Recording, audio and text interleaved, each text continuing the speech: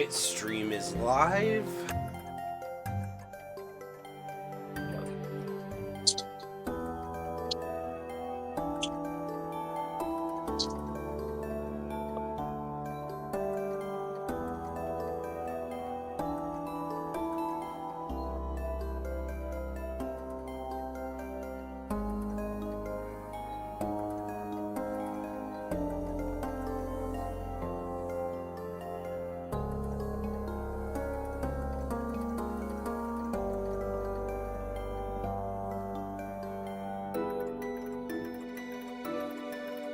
Alright, now I can see chat.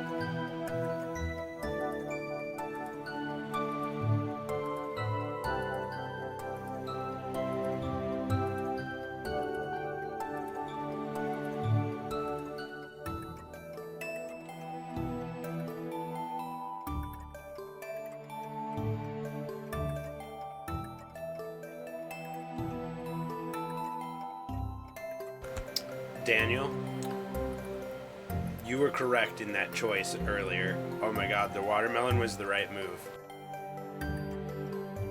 I know it. I've had a similar. I don't know if they would be exactly the same, but I've had a cart that was watermelon, the same name at least, and it was pretty great. So different brand, but Yeah, it kind of possibly tastes the like same strain. it kind of tastes like honeydew, but I really like honeydew, so.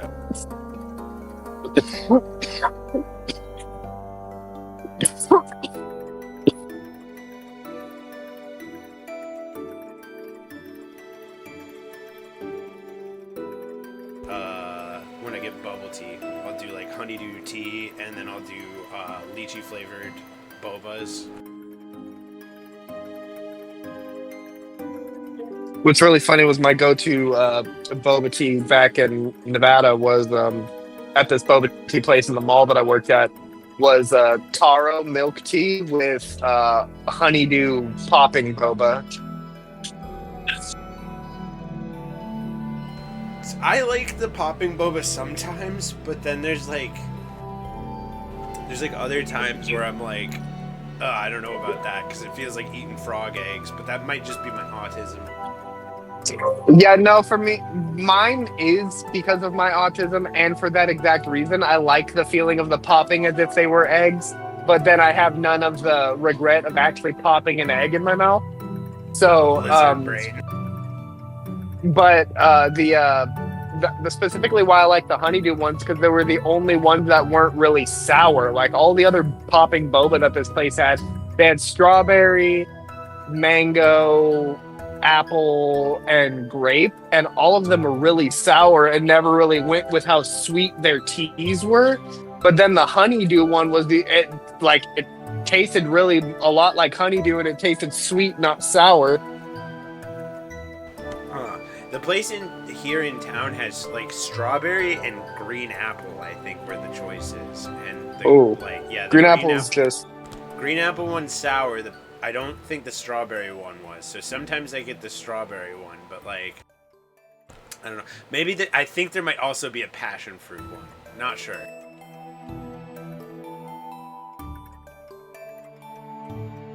It does sound good. Yeah, that's making me think. I don't know. It sounds like, from my memory, there is a passion fruit one. If you're talking about the same place I'm thinking of, hun. Yeah.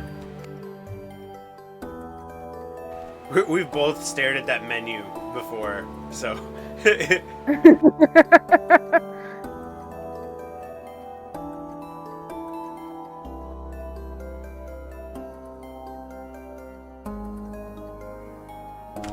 I made sure that we do have John as a player available in this campaign now too. I had to like import Mitsuru. I'm glad I always get on like a half hour in advance and check everything before we get rolling, because I was like, oh shit, I don't have Mitsuru ready to go at all, so I had to like get that ready.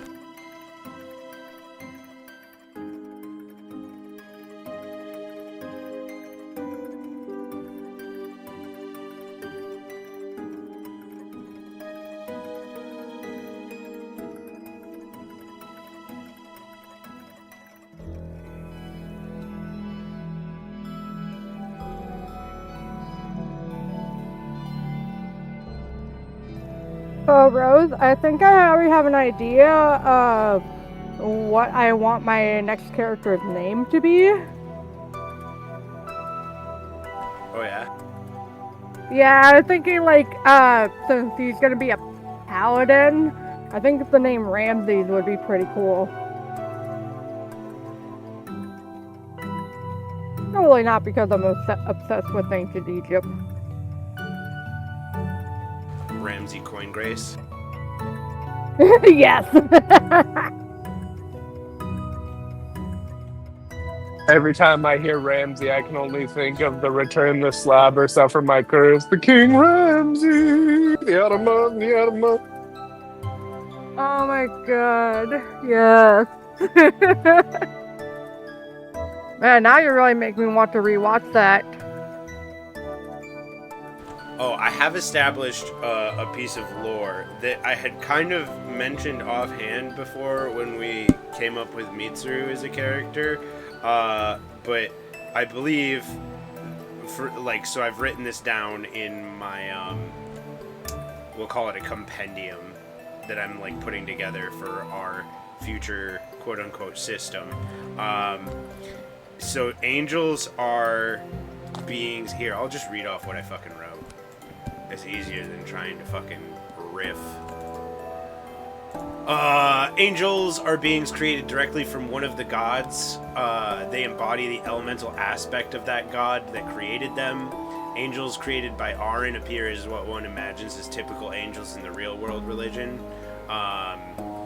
Angels have wings and a fly speed equal to their walk speed. Angels have an ability when, in the grace of their god, they can enter a stasis and let time pass without aging in order to be called upon at their god's need.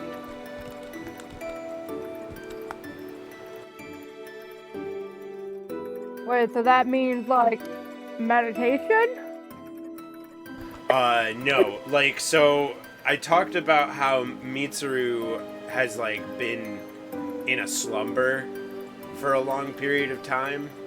So like they can essentially just like kind of how like salamanders sealed up, but like without it being able to interact with the outside world, they can just kind of like go into a quote-unquote slumber or like stasis, and time will pass around them without them aging or like dying or whatever, because we already established that the angels can live for a very long time, but I think that generally it's going to be a thing where they are like tied hand in hand to one of the gods, you know? They're all generally going to be either created by a god or whatever. And then there's going to be like generational angels or whatever. So like I haven't quite decided if I want to give them a different name or not, but like So like that's kind of what Valin would be, where she is like a second or third generation angel, having been the child of someone rather than created by a specific god. But I think that they have that same ability where if they line up with the graces of a god, they can still fall into a slumber. I think that so like what Valin is, I think that those people of that vein of angels are going to have a shorter lifespan, but they're still going to live an extremely long time. So like where a typical angel probably lives for like up to 1,000 years, like Valin would maybe get like 400 to 600 at best.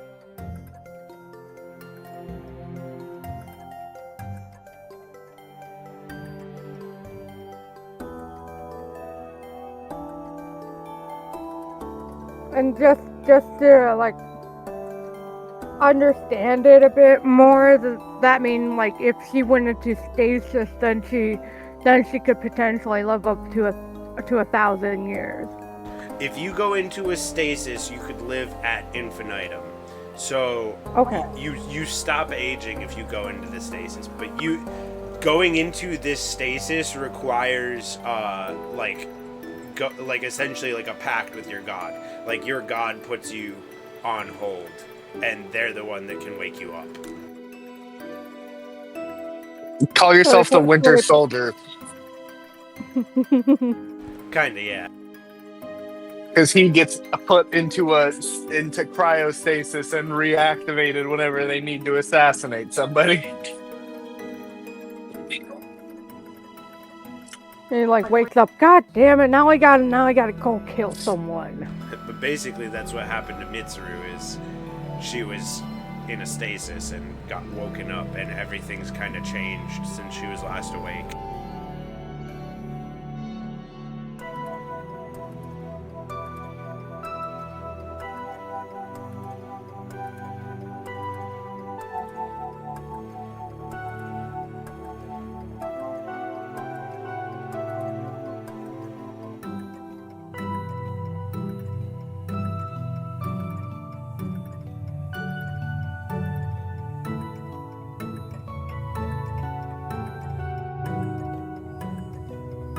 Hopefully we'll get John in here real soon. He said 5 minutes ago, 4 minutes ago. He said 5 minutes, 4 minutes ago. Okay. He has a minute before I annoying brother message him, be like, it's been 5 minutes. Gonna have to start getting bro to have his computer ready beforehand. Well, he gets off work like he gets off work at 5:30. Or he usually gets home from work at 5:30, which is 7:30, the starting time for us. I see.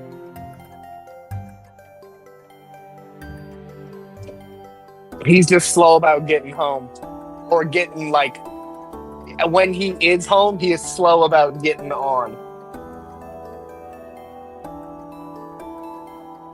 Okay, time to message him. Time to pester him.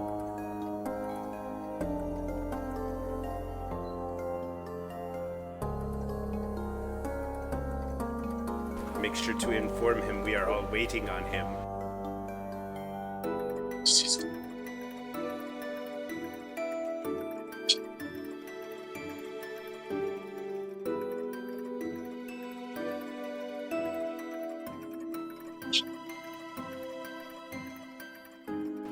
Be really, really funny and ironic if Rory ended up getting here before him.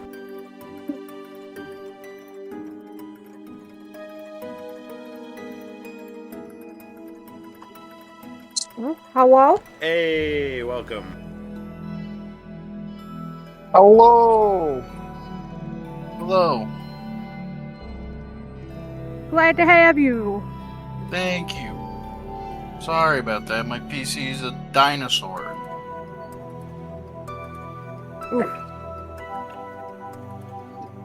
He has to I was- rotary crank start it.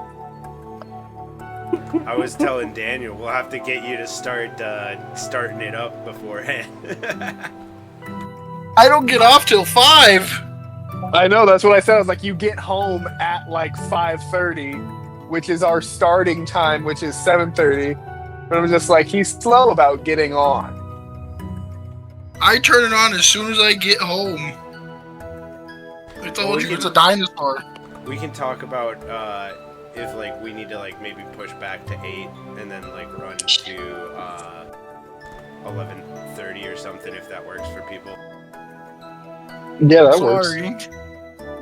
No, You're it's fine. cool. I just want to make sure that it all Yeah. works and that we have the like time frame because I'm really good at keeping everything in our time frame, but I want to make sure that we have everybody's okay on that before I just go like, yeah, let's do this. But I'll throw it in the Discord afterwards. Somebody just make sure to remind me about that, and then we'll take a quick vote and figure out if that's cool or not. But just give me a sec here real quick while I pull something up, and then I will recap and we will get rolling. Also, John, let me know if the link that you have doesn't end up working, and we will get you a corrected link. You sent it to me on Discord, right? It should just be the same link as the other one, but let me know if that doesn't work. It's loading up now. Right.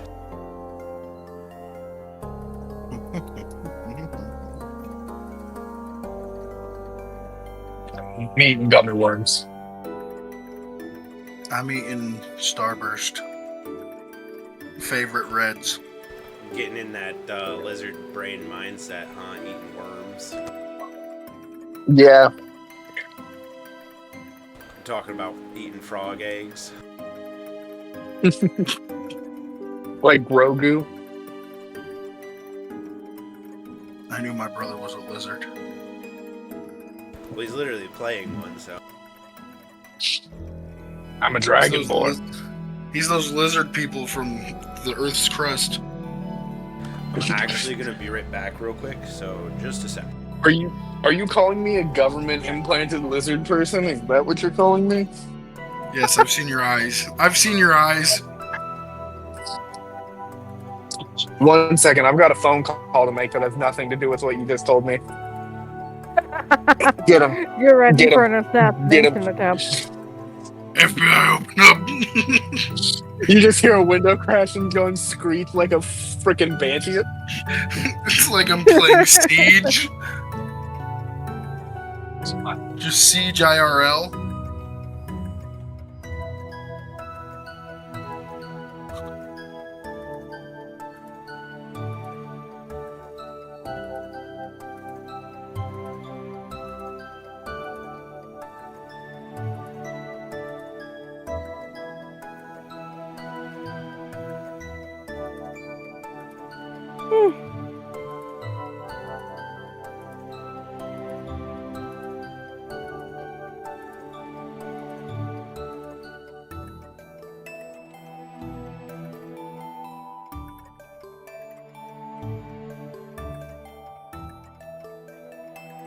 Damn, why'd you have to do her dirty? She don't look like pirate software.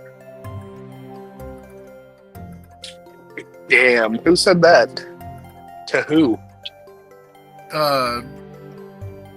You know Cha-Cha, the VTuber? The mom VTuber? Familiar with them, don't know, never watched them. She did 1/4 cheek reveal, and her whole YouTube community is like, damn, she looks like pirate software. Oh. And she's like, the sad thing is I have glasses like him too. Upsetting.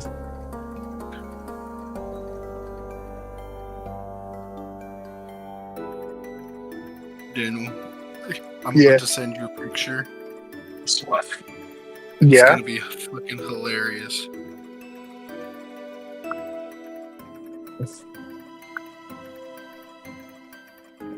Okay, what is going on with my computer?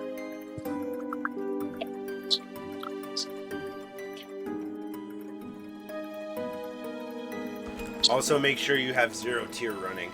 Also, I'm back.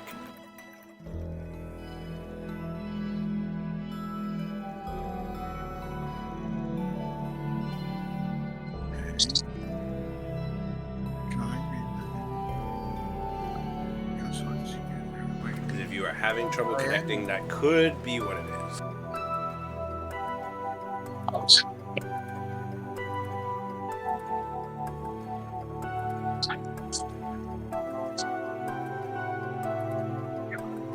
Hey, there you go.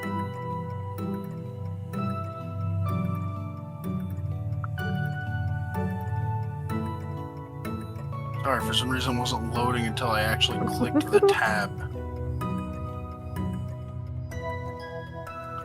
But it should be good. Aha!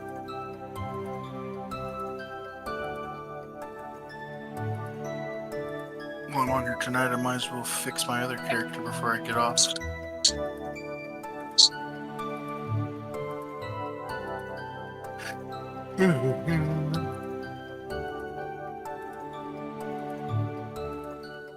Alright, so last time on Of God and Glories, the party had returned, well, at least Valin had returned to Saren. The other 3 members, it was their first time there, an arcano-mechanical city on the lake in the handfall of Seath. The city of Saren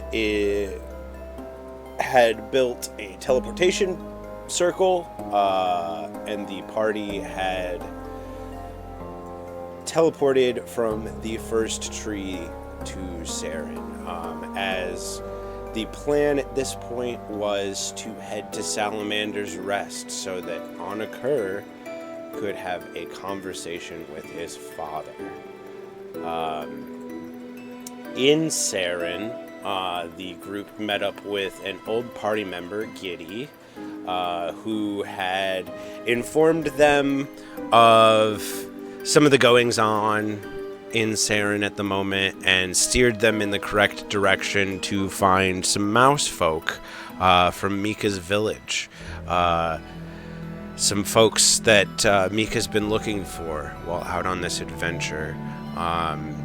The Root Munchers, some of her neighbors that their matron had left her a note in the chaos of fleeing the underground village of Burrowton.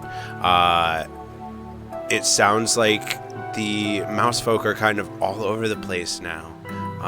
But the group made their way to Port Peacekeep across the lake in the handfell of Seath.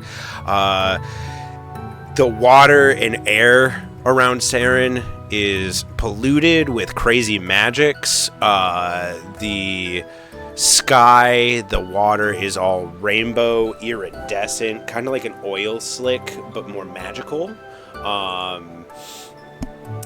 The party sort of did various things while they were on the ferry from Saren to Peacekeep. There was a brief run-in with a sort of sea monster that had ate another ship behind the party. And there was a quick discussion on whether or not it was the party's problem, to which the group agreed that, because people weren't dying, apparently this creature, from what they learned, would eat ships, and then people would just sort of wash up on the shore the next day. So who were they to go out of their way and kill something that was just kind of doing its thing, you guess? And it sounded like it was more the rich people's problem than anything. I think that was the general agreement on that. Either way, they made their way to an inn. I think it was called the Siren's Rest, where they met back up with one Odelia Root Muncher. Odelia was there with her triplets and her two oldest sons. Her oldest sons helping forage and work in the woods, and Odelia helping at the inn. They had a place to stay there and were setting down their own new roots. There was a fairly joyous reunion, and she set you all up with a room for the night and some food, I think. So everybody should be coming into this session with a long rest. And I believe we sort of cut off as you were all stepping out the next morning. You woke up. You woke up around 4:30 in the morning after everything that had happened, and you had taken some time to get around in the morning. There was some discussion with Odelia and everything. She told you to keep an eye out for the rest of her family that was still missing, and Mika informed Odelia of one Justice root muncher that they had encountered in the tunnels that run through the underground of Narth. Justice had been corrupted by the corrupting crystals the party has run into many times. Good to see you, Graveheart. Happy you could make it. As we pick up with you all leaving the inn, heading towards Salamander's Rest, was there anything that you all wanted to do real quick before you left that morning? I'm going to say that after you guys get around in the morning, it's probably about 5 a.m. as you're sort of getting up and out. I think Valen will spend the extra time to clean up their inn room for the innkeepers. Even make the beds.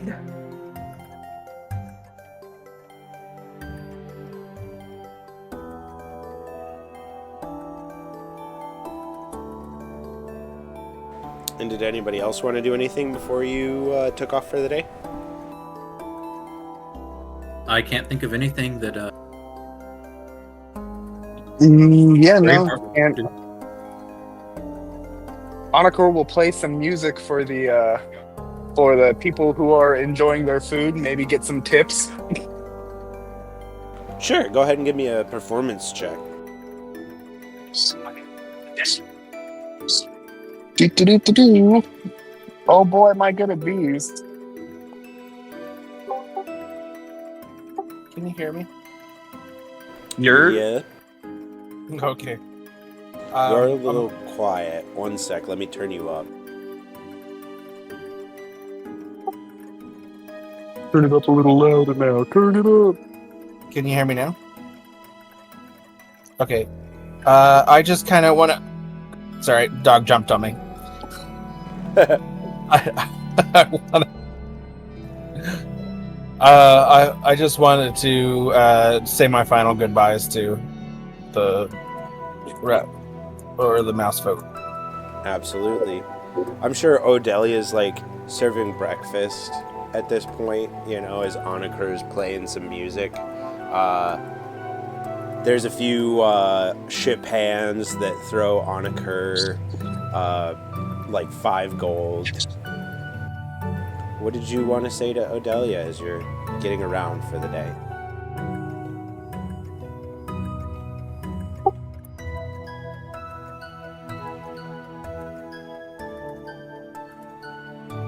Sorry.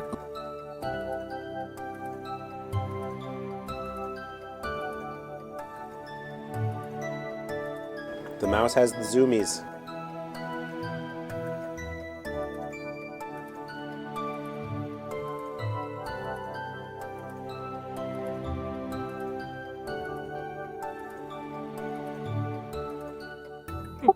Sorry about that.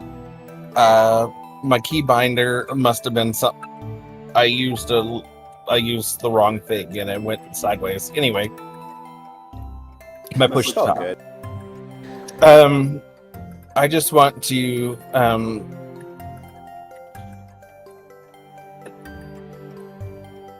I don't know. I just want to talk to her about. Tell her that I'll find everybody and I will make sure everybody's okay and give her a hug and stuff. Yeah, she's gonna give you a really tight bear hug, and she's gonna say, "You're really coming into your own. If anybody's gonna be able to do it, it's you for sure.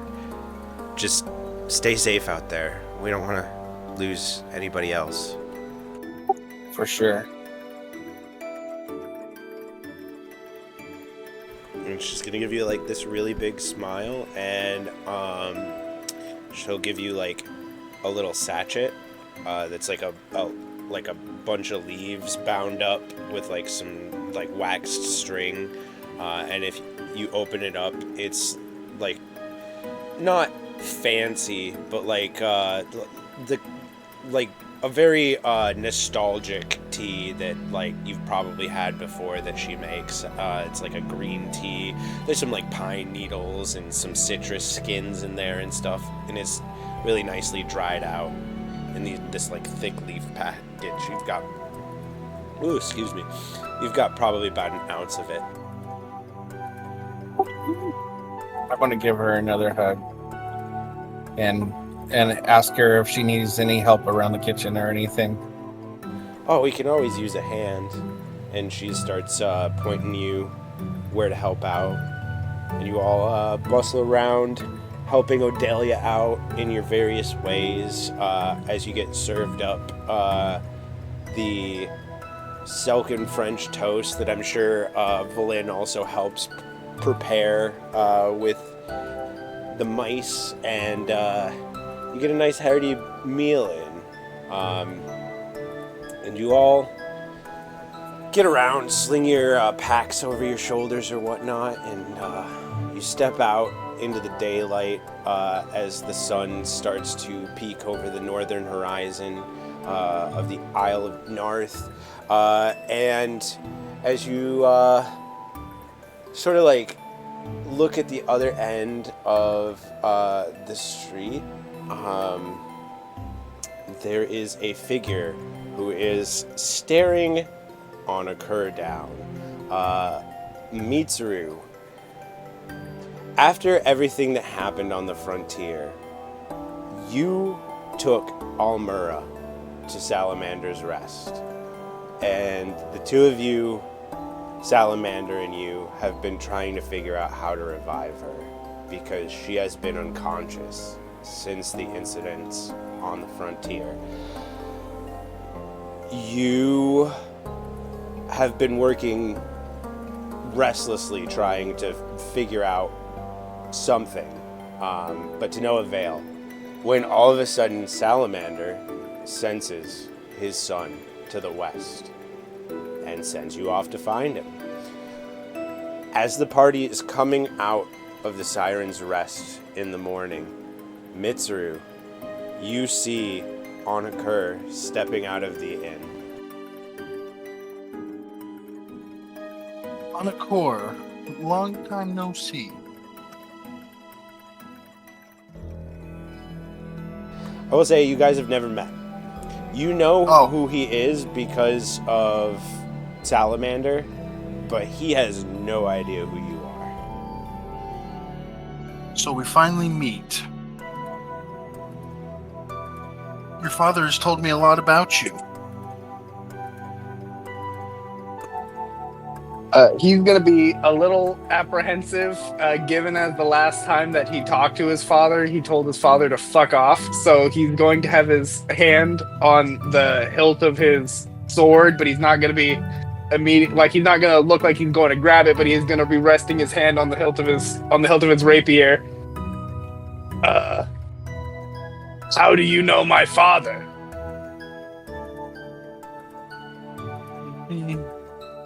Your father sent me to find you and just ask you some questions. No violence is needed.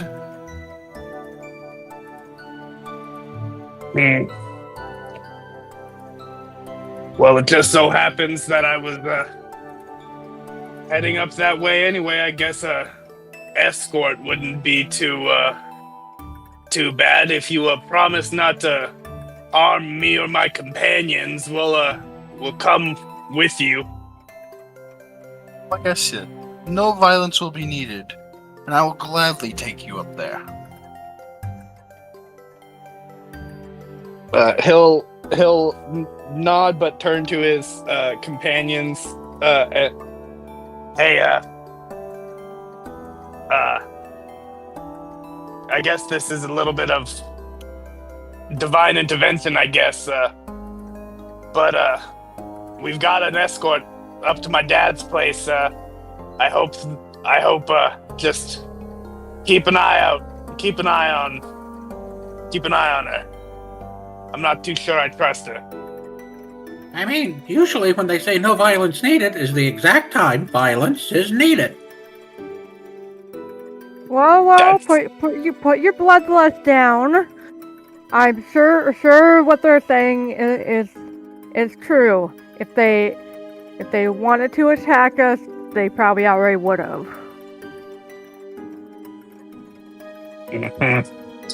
Well, just keep your guard up. We can't be too careful around these parts. I mean, what if your father had learned his lesson? Is that a possibility? I mean, yeah, things didn't go well the last time, but maybe, I don't know. I'm just trying to be optimistic here. I appreciate your optimism, but I'm not too sure a god of war trapped inside of an orb inside of a volcano away from his home world is gonna learn too many lessons from mortals. Know what I mean? When you say it like that. Alrighty. I will say, are you saying this like away from Mitsuru or like? Oh yeah, I assume that she hasn't like fully approached, like, because we were exiting the inn, so I'd assume there's like maybe like social distance 6 feet between us. Like we've got just enough of a distance where we can like kind of under our voices, and it just sounds like hushed whispers.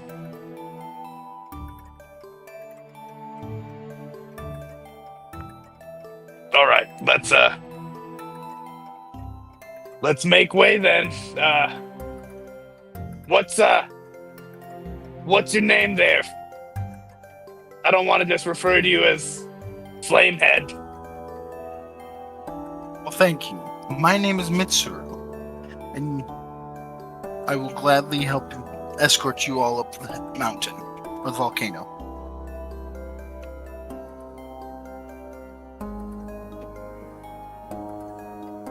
Everyone is available to do their introductions now if they want to.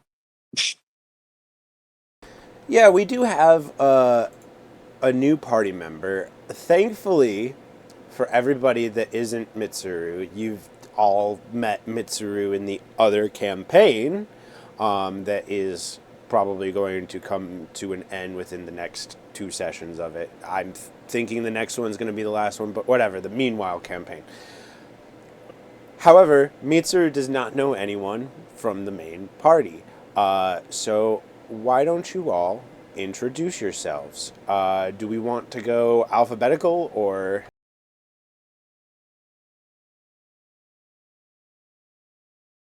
From tallest to shortest. Tallest to shortest. Goddamn. Is Onakur or Graveheart taller? I think Onakur. All right. Well, you would have been first either way, I guess. Well, albeit you in universe you know me, but I am a gold dragonborn with amethyst eyes. I have kind of like similar to goat's horns in like curling shaped design on the top of my head. and I'm wearing an outfit that is reminiscent of a tuxedo mask from Sailor Moon, but with like leather armor layered underneath it, and it's white instead of like a black tuxedo. And I have a harp that turns into a bow. I have rapier that I just acquired. I purchased. Nothing special yet. I have father issues. I don't know who my mother is, and my sister was used as the avatar for a evil dragon.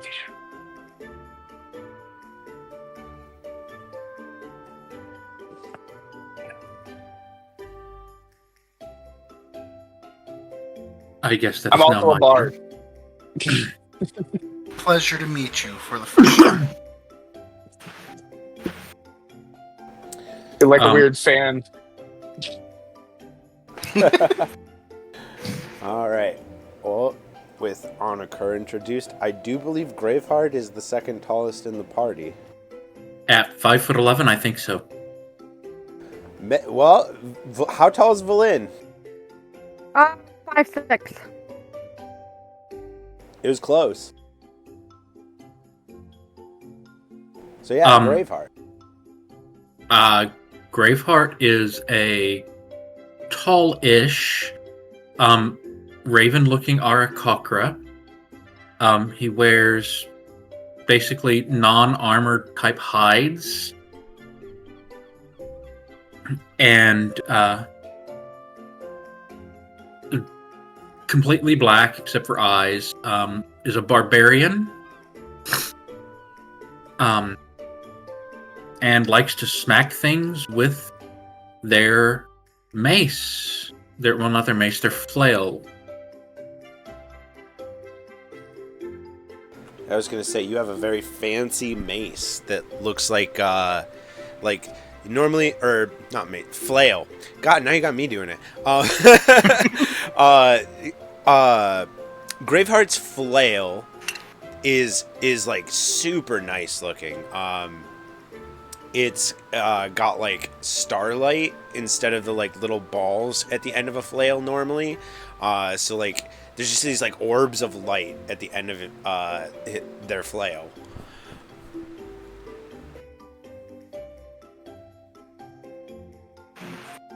And their gender is no peeking. Gender bird. Yeah. Pleasure to meet you. Nice to meet you too, I think. And that'll bring us to Valin if we're going by height. Well, then she I'm gives so sorry. me the... Sorry. Alright, Belen gives a nice polite bow to Mitsuru, puts her hand over her heart and introduces herself. Hello, my name is Valenkoi Grace. I'm a cleric of the new god Titan. I was partially formerly Arin. Her hair. She says that, like, you look at her and, like, she has blonde hair with a part of it on her side has been pulled into a braid that is tied behind her hair. Her skin is very pale, and her eyes are pupilless, and they're just bright ass white. Like, you can't even tell like where she's looking at because of no pupils. Yeah. Yeah, Valin's eyes look like they've been like sun bleached or something. Like if you left a doll out in the sun for way too long. Like her skin is like white, her eyes are white. She just like looks kind of off. But you also recognize like, oh hey, This is another angel. Although, unlike you, she is a generational angel, so she has parents. Somebody procreated her, which might give you an ick depending on how you feel about that. I don't know your character. That's a you. But like, I'm sure that like true angels are a little like, touty about it. But at the very least, you might have a slight sense of superiority. Like her age span is gonna be like half yours. See, I would say that she wouldn't have an ick. There would be that, the superiority thing, but she'd be more intrigued than like you. Very cool. But she Okay. wouldn't be Like how you look at a pug.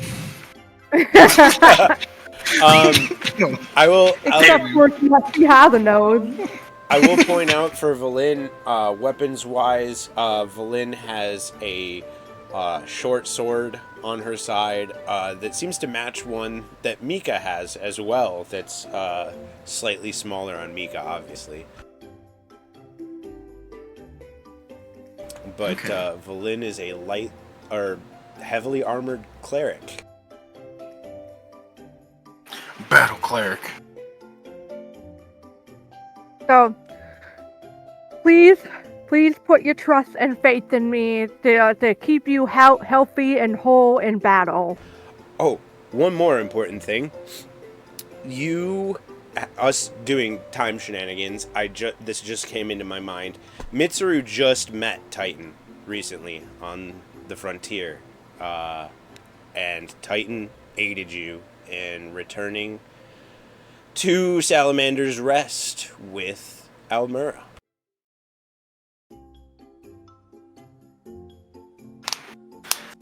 Well, I just met your god, and I return the bow that she did to me. And I say, pleasure to meet you.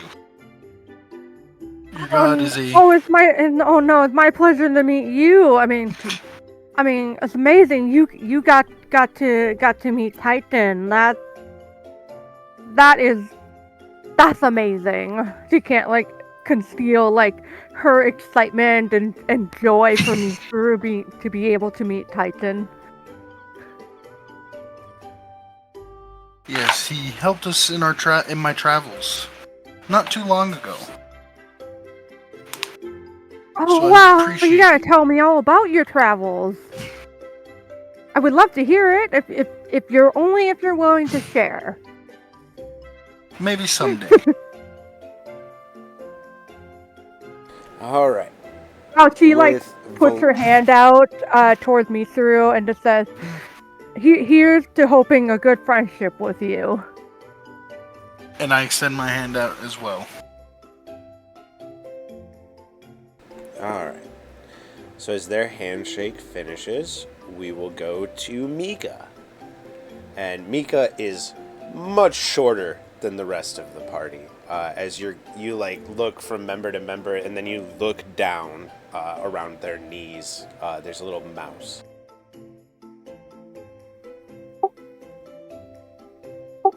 Hello. If Mika will introduce herself. I'm Mika.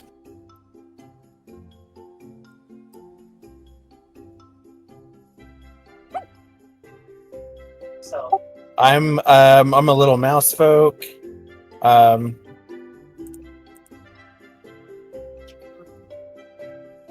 got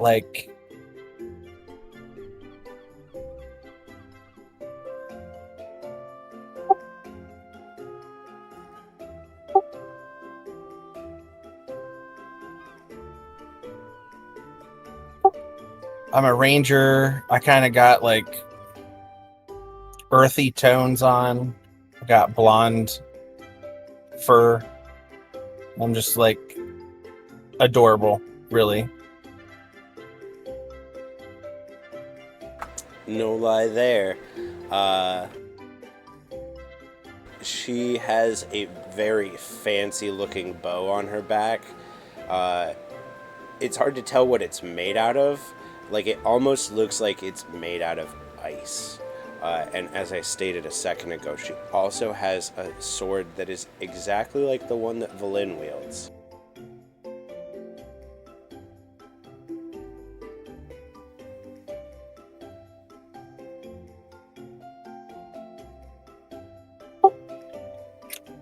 Most excitedly, I take out my little teapot and show it off. Yeah, the little mouse holds up this teapot that's about the size of her head. It looks like almost like a little elephant with it's got the little spout in between its eyes as it like looks up at you and moves like a little excited puppy and lets out a toot of steam. I hope you really like tea, because I got tea for days. I haven't had much tea, but I will try it. I What look tea forward to existed it. 1,000 years ago? All the tea. Prehistoric tea. Tea historic. I'm sorry. Pre-Formorian fall.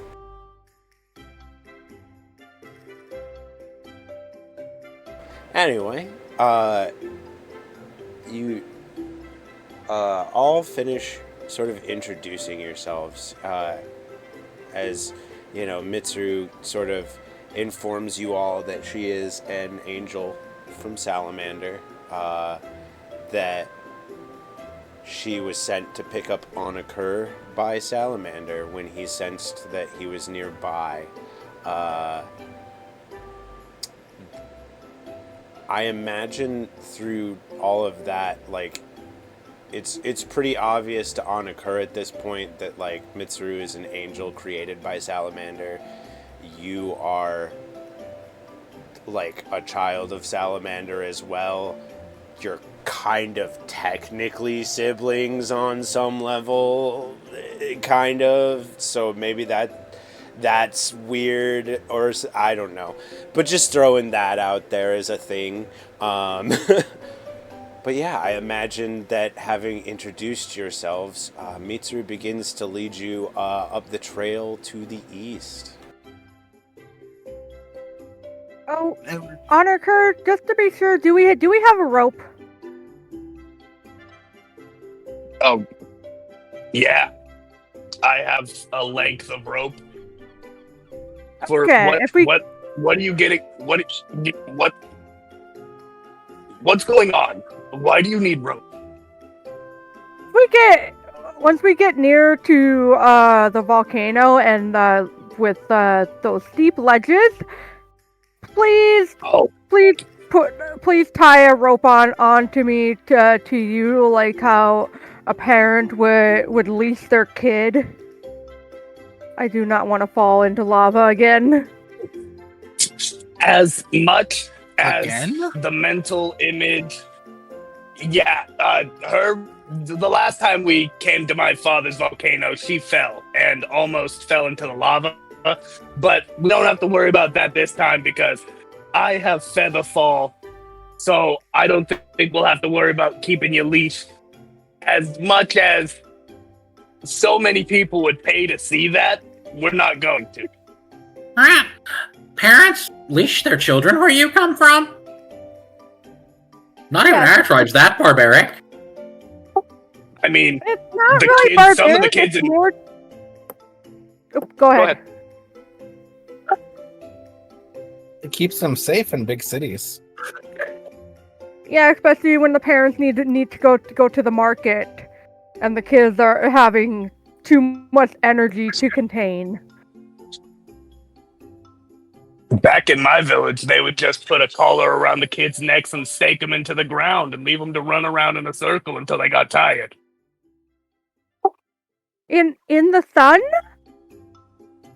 Yeah, it builds characters, Josh. Okay, that's your culture. I'm gonna try not to judge, as he's like slightly judging and worried about the kids in his village.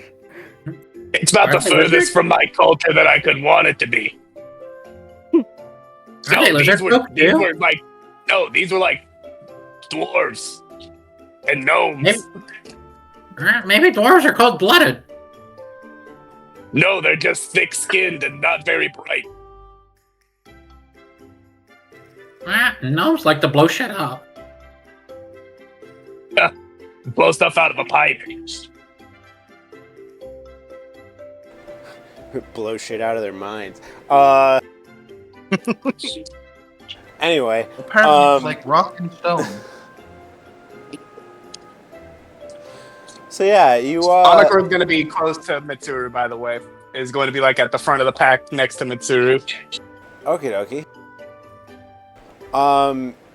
Yeah, I'm sure on some level you're like there's thoughts about the last time you were here, where like last time you were here you kind of had to fight your way out, and like Sunky and the gang came in and helped and everything, like, so like it's like, well, I'm much stronger than I was at that point, so who knows, you know, but hopefully it's not going to end that way again, you know?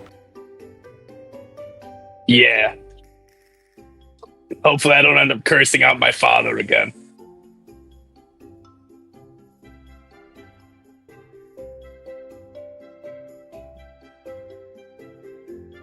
But yeah, you start making your way east, and as you head out of the port, there's like a pretty large field area. There's like some crops growing here and there, some old farmhouses and things. To the south, there is like this forest with these. Everybody in the party but Mitsuru, you recognize giant flowers from far out west. The ones here are weird. Same concept. Giant flowers, skyscraper sized, reaching over the forest. But these ones sort of like droop down here and there, and they look like they have faces on them. And some of them look asleep. Some of them look like they're laughing. Some look like they're crying. But yeah, you continue down the path to the east, Mitsuru leading the way, knowing that that's the way to go to head up to Salamander's Rest, if you're not flying. As you exit... What's that? Oh, I'd be walking with the party. Yeah, and I would say that as you exit Peacekeep, Isolde like rattles in Valin's pocket and like pops out and turns back into a full unicorn, and there's a unicorn walking with the party as well now. And in the meantime, I'll have Hypnos flying around. Oh yeah. in the meantime, Valin, she put the circlet onto Isode, the head. I knew that had to happen. So like, and then like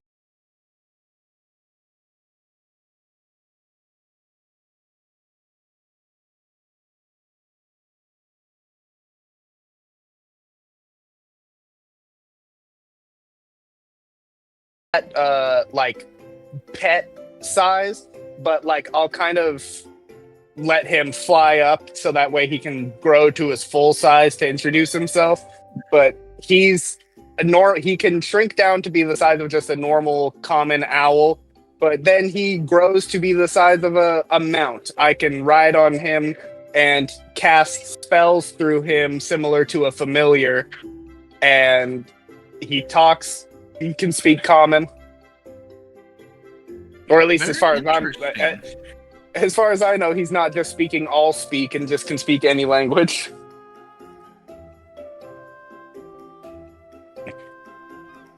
does it really matter if everybody can understand me? No, you beautiful creature. Very interesting. Hypnos is where I What's your get my name feathers again? for Featherfall. Hypnos. I like that. And Mitsuru, you are from olden times, you recognize that this thing is a creature of Sylph, like directly created by Sylph, kind of like how you are directly created by Salamander. So like this thing is like pumping with like deity magic. You're a odd one, but interesting, Hypnos. You are just as old as me. Older. Oh. Who?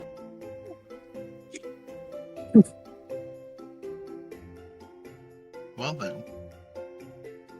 The sass comes with age. Yes, it does.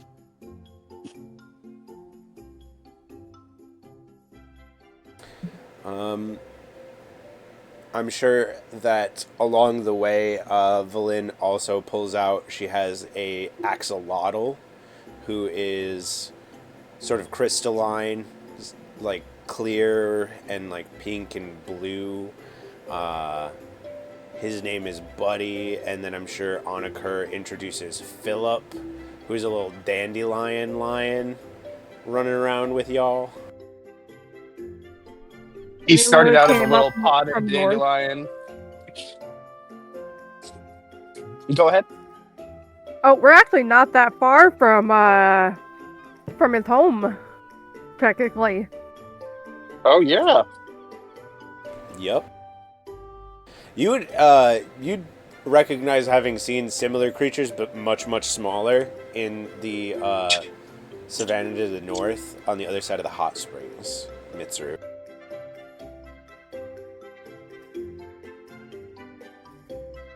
Want to see that one more time? It cut out a little bit.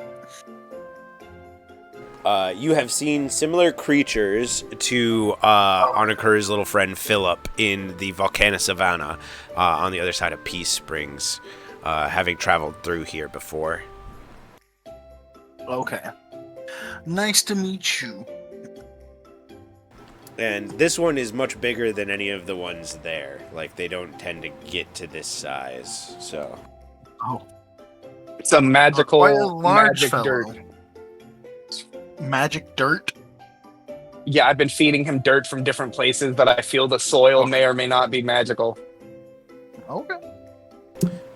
And then Philip just He- does he- that, like, cat gif thing, like, with the popping of the mouth.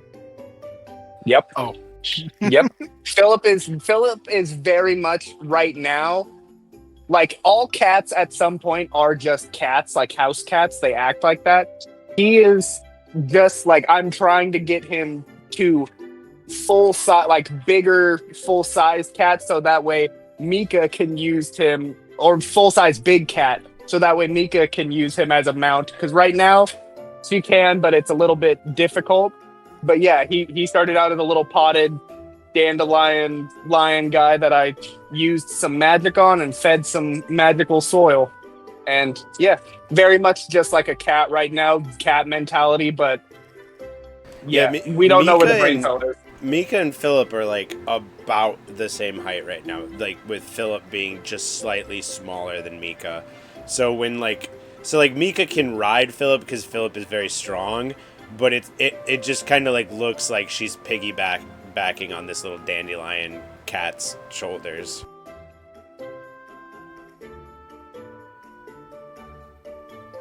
You're an adorable little creature.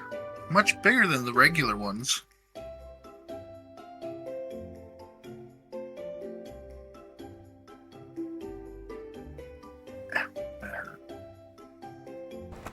As you head into the forest to the east of Peacekeep, you find that the terrain gets much rockier and hot springs start showing up here and there. Some of them kind of nasty looking and stuff, you know, it depends on like what kind of minerals come into them. There's at least 2 members of the party who have been through this area before and had something minorly traumatic happen.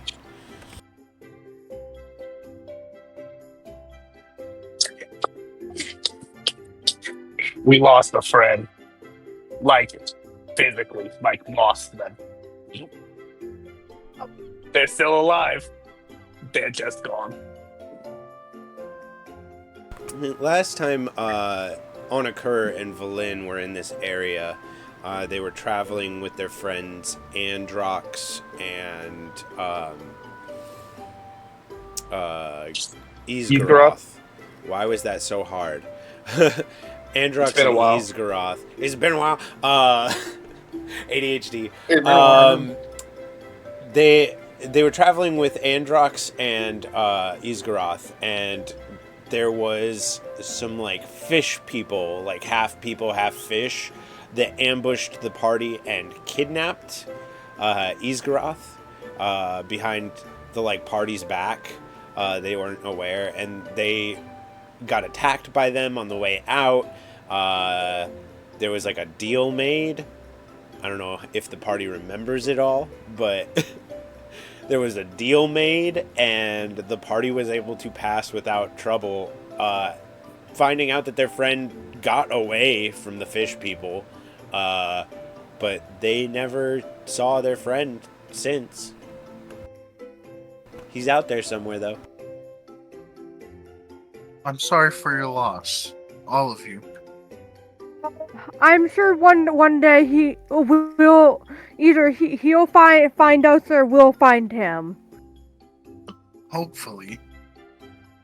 And hopefully it won't be in a friend turned into final boss type scenario. It could be, depending on health. It's quite foreshadowing. Okay, we're starting to break the fourth wall too much. Sorry, everybody. Inside jokes getting too hard. So yeah, you all the path sort of like switchbacks as like the terrain moves upwards towards the Hotfoot Steps. I'm gonna change the music because this is starting to annoy me. But yeah, you come up the last like switchback onto this like ledge, and instead of the little like hut that was here the last time the party came through, there's now a very ornate looking bathhouse.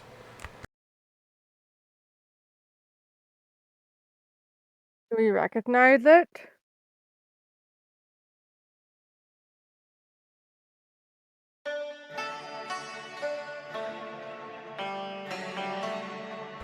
No, you do not recognize it. It's new. The last time you were here, there was like essentially like wall-less little like changing area thing. Like there was like some like half walls and stuff, but like it was literally a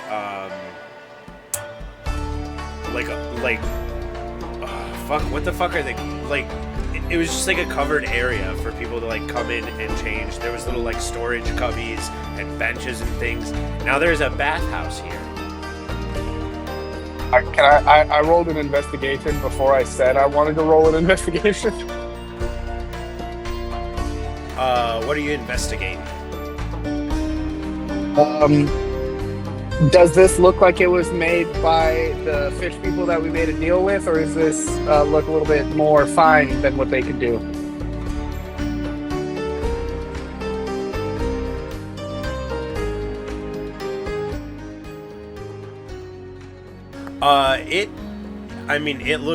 It looks nice, but like there is a sort of like fishy aesthetic to it. Okay. Like I can see like maybe the claw mark, like their fingernail claw marks on some of it. Like there is obvious architecture that it is there. So here's what I'm picturing. It is nice. Like it is good. There's no like there's clear craftsmanship to it, but it's very different. It's a very different construction style to the port that is nearby. The construction style here is reminiscent of like the old Japanese construction style where the like wood is interlocking with the other pieces of wood in a way that they like can't come apart at the angle that the stress is on them. So it is done with like minimal smithing, but it is so fancy. It's like lacquered, and there's like ornate like the paper walls. So it's a very Japanese aesthetic on this thing. The thing that cues you off that the fish people may have made it is all of the like iconography in the designs on it is fishy. There's some like big crabs here and there, and then there's like a lot of like koi fish. Some of you recognize the like candy fish that you had last night that changed your tongue color. But like the designs are all of like fish. Quick question. Weren't they followers of Vindane? That they were? Is there any Vindane iconography? Yeah, there's like skulls here and there. In like the style of the mask that Graveheart is wearing. The corners on some of the like wooden beams are like little scythes almost, and like the wood is all very dark, aside from like where the mask designs are, and then those pieces are like a lighter color, like the metal of Vindane's mask. We'll definitely have to come and check this place out later. That's interesting. I'd like to talk with them once we have the time.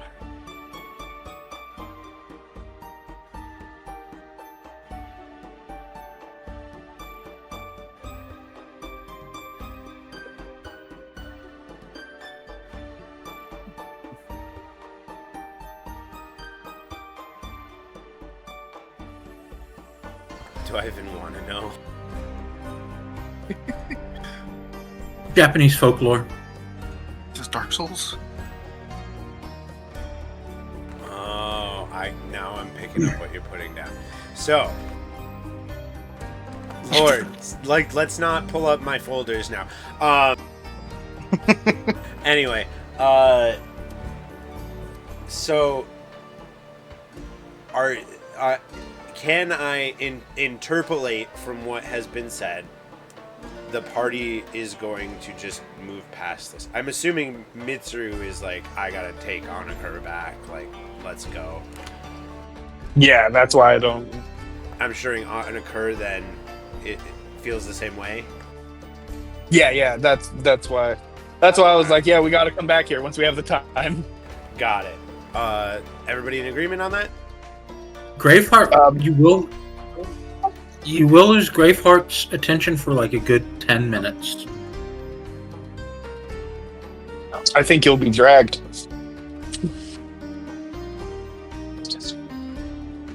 Shiny things related to their deity.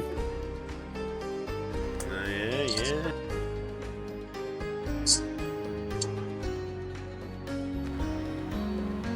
So like Graveheart is like looking at the building as Anakura is like investigating, and then Anakura is like, we're gonna have to come back, and I'm sure on some level Graveheart is like, I really want to stay, I really want to check this out, but we did just say we were going there first, so at least we're coming back. After it sets into his brain, because bird brain. Yeah, I'm sure it takes you a couple moments longer than Anakura. Like that, the group starts like walking down the path, and then Anakura has to be like, "Yo, Graveheart." And you're like, "Oh."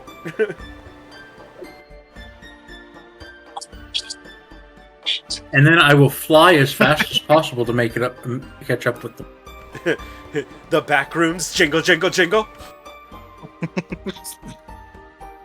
So yeah, you continue up like it switchbacks a couple times again, and you start coming out of the forest and into like rocky terrain, and you can see like the trees below, and in the distance to the southwest you can see Port Peacekeep sort of like on the horizon for you all now, and the like lake, and then like just maybe like the tip of Saren all the way out there, like if you really squint, like when you're trying to like look across like one of the Great Lakes, you know, it like you can just the tip, you know, and I mean like it at this point it's probably, I haven't been keeping track of the time, but I'd imagine that hike probably took you about 6 hours, so it's probably about 11 a.m. now. So like the sun is kind of like starting to get overhead, so like it's not like you have an advantage or disadvantage on seeing it like you would like if it were dark. I'm sure the lights would really like set it out, but like you'd have to be looking for it to see it right now.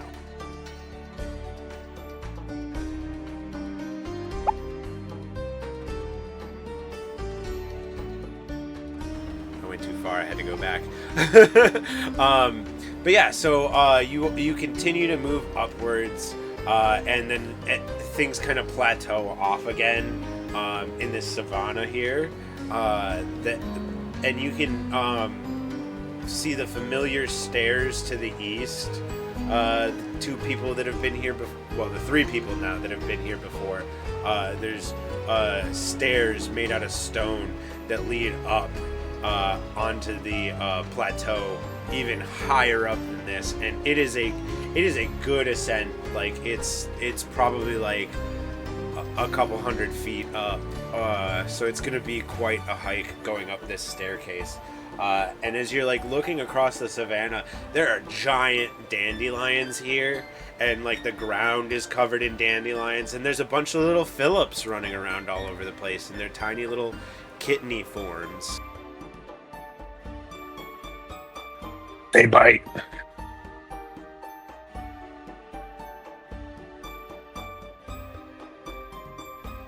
Yeah, well, last time you were here, you had a tussle with some, but this time you come in and they sort of like partly it's that they recognize that like, oh God, like we wouldn't be able to like throw down with you, like you'd kick our ass, but also like you have Philip with you, and Philip is a much bigger one of them, so like they see your group and they're like, yeah, no, not to mention that there's like one or two more people here than the last time you were through here, and the animals, and you know, like, so like they're like, yeah, no, they like keep their distance. I'm sure like Philip goes and frolics with some for a second, you know, he kind of like enjoys being home for a moment as you guys make your way across to like where the stairs are.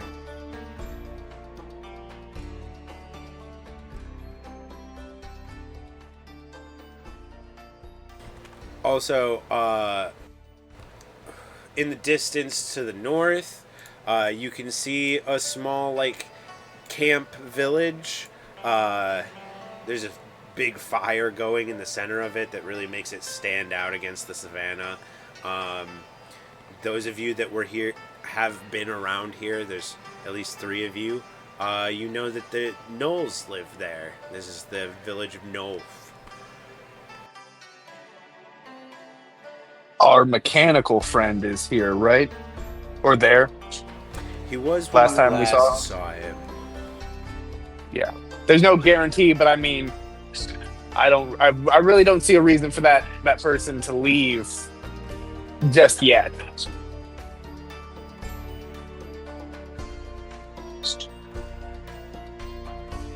Puts a second thing on shopping list. Go to Knoll Village after Fall Day. You get new people, and you have to like go and show them around all the places you've been before, you know. Remember not to go too far, though. You know what's on the other side of that village.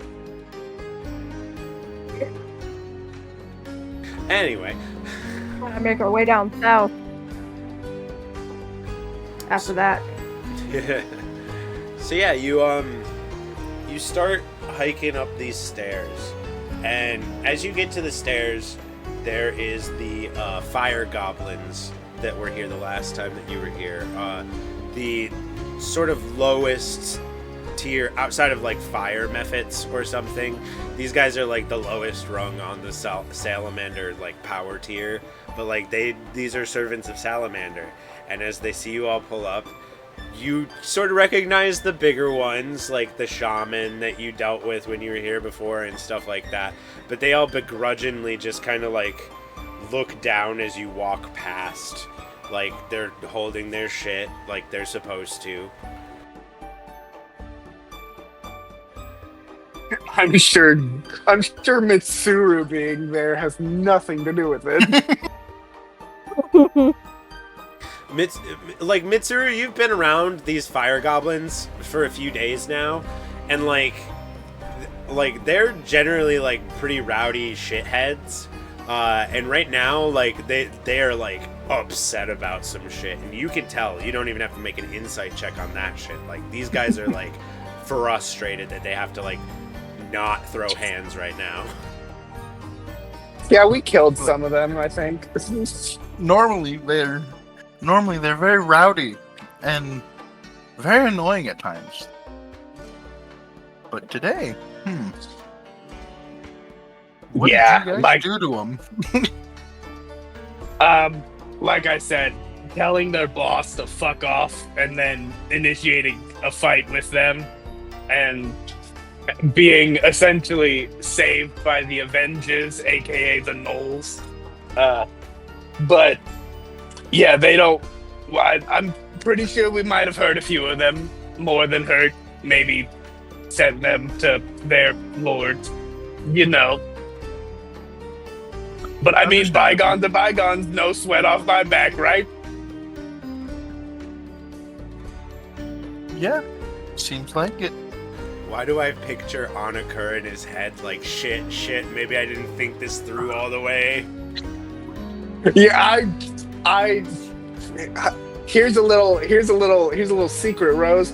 I forgot we had fought goblins. I remembered the Gnolls coming to save us, but I couldn't remember, like, I thought that like there was like a singular group that was here that we then killed. I didn't realize how grained they were into this area. Yeah, I'm going to admit, I thought I killed them. This is awkward. Not it's all of in them. a ghost. Not all of them. But we come in peace. I promise not to do it again. They just fucking grumble. Yeah, you know that. Flynn just gives them all a hello wave. Fucking go do what you need to fucking do, damn it. But yeah, you all are able to pass very freely and easily through the area. As you get to the top of the staircase, immediately the top of this plateau is fucking magma in various stages of like hot, cooling, hard. Like it is a flowing miasma of a heat.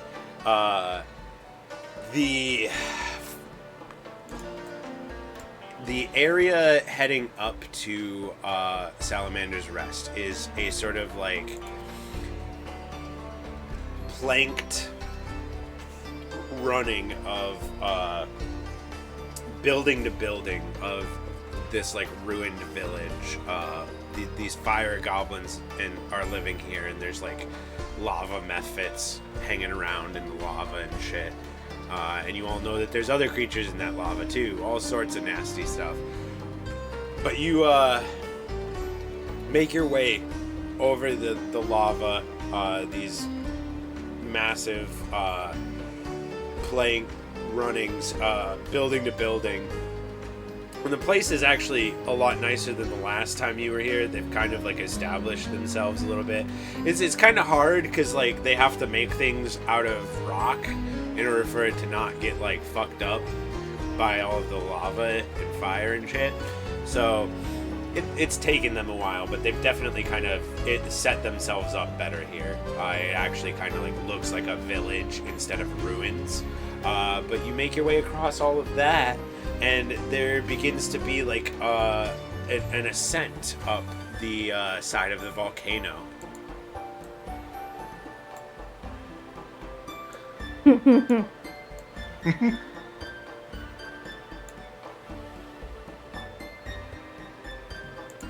This place could use a makeover.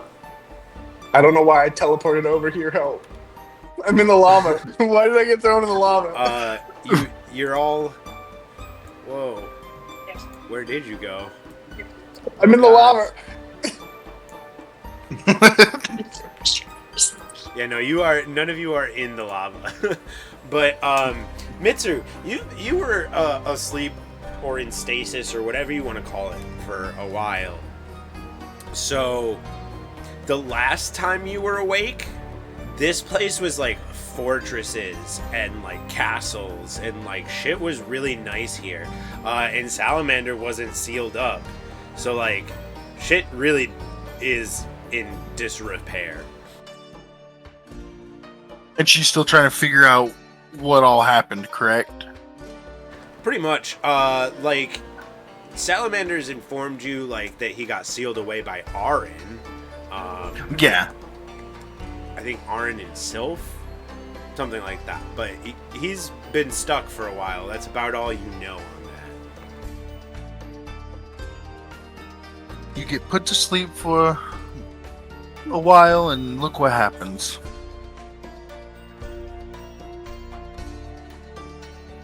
Oh, well, what was it like the last time you were here? These were fortresses, grand fortresses, filled. But now, they're just ruins. I I'm don't very know what curious. to don't know what to say about that to you, but I'm sorry to hear that once magnificent buildings here are no longer in their glory. Maybe one day they will be back to what they formerly were. But for right now, that's not the biggest thing on the plate.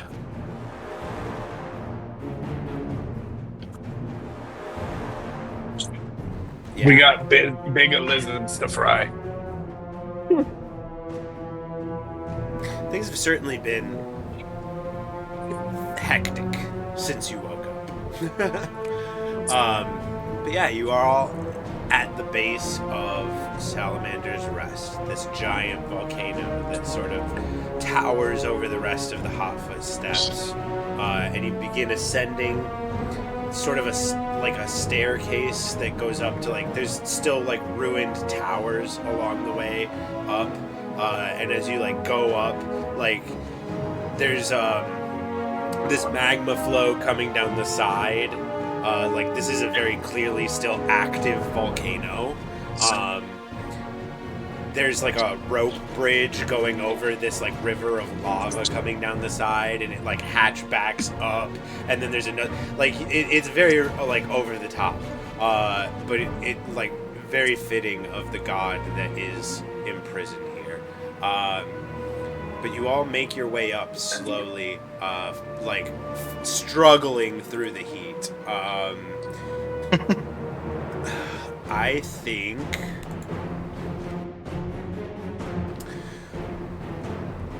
Volin and Mika, I need you to make a Constitution save. Onakur, Graveheart, make a Constitution save at advantage.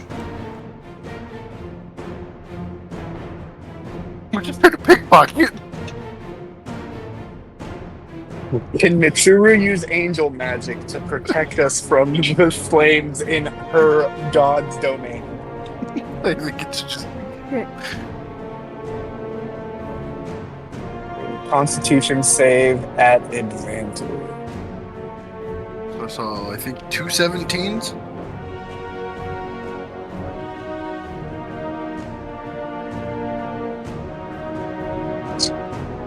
What?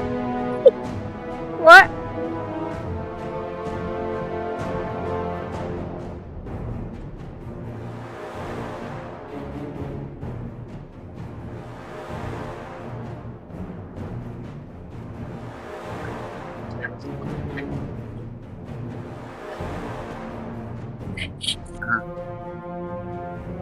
Let's say I think.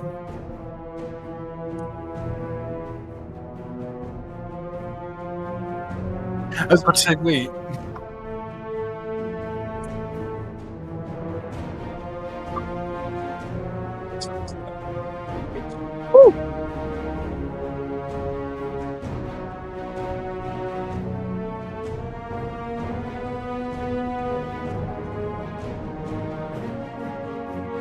I can use my wings as like fans.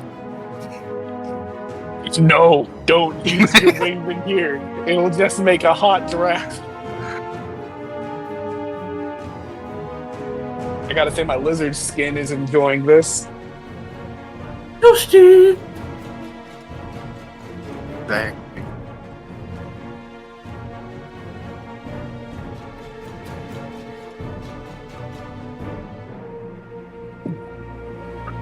I'm out of starburst.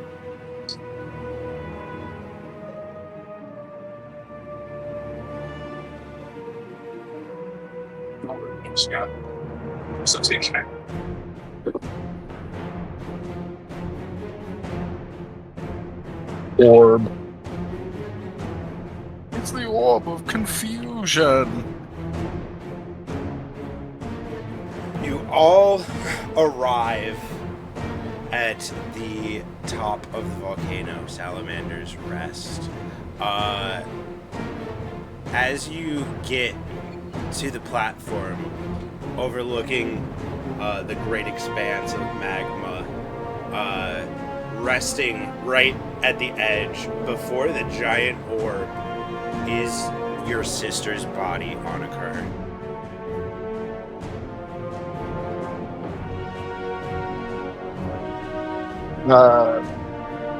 He's going to see that and rush over to her.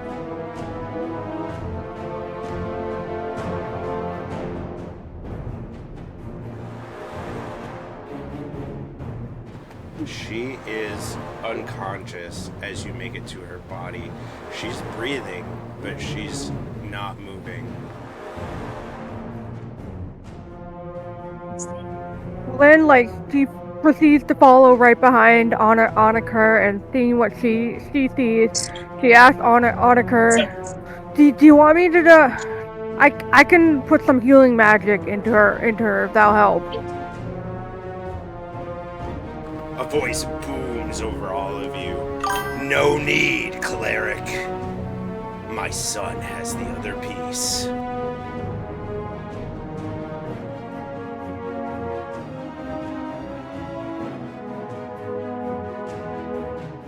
Anakura is going to look down at his shadow, and he's gonna look back up, and it's her shadow. She needs her shadow back. How can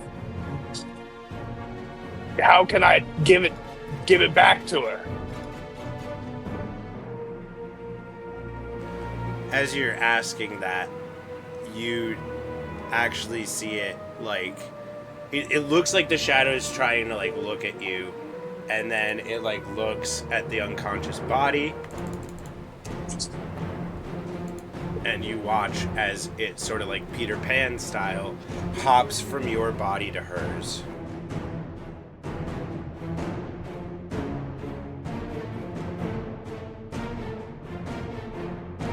And your sister wakes up, and as she opens her eye, this black handprint appears over one of her eyes, and her eye turns this ashy black with a spiraling design going inwards. She gasps and sort of like looks up at you in shock.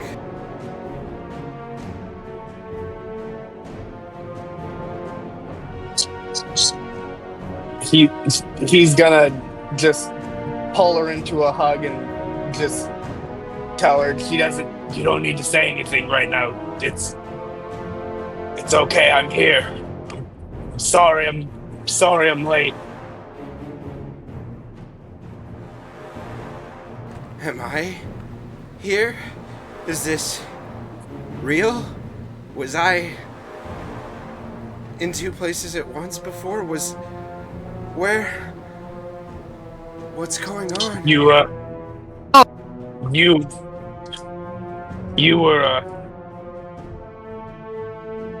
were used by the people back at the Oasis.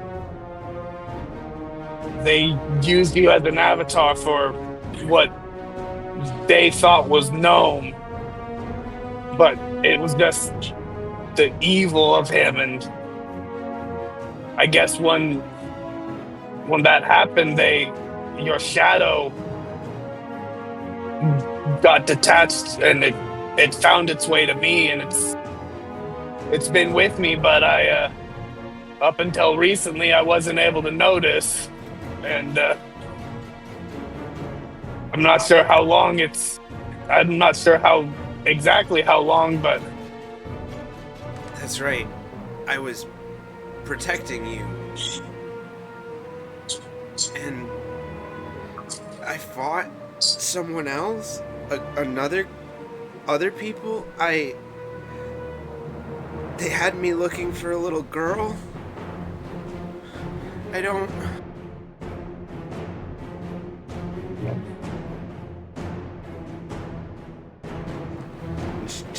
She looks very weak and very confused. Your father booms in. Son.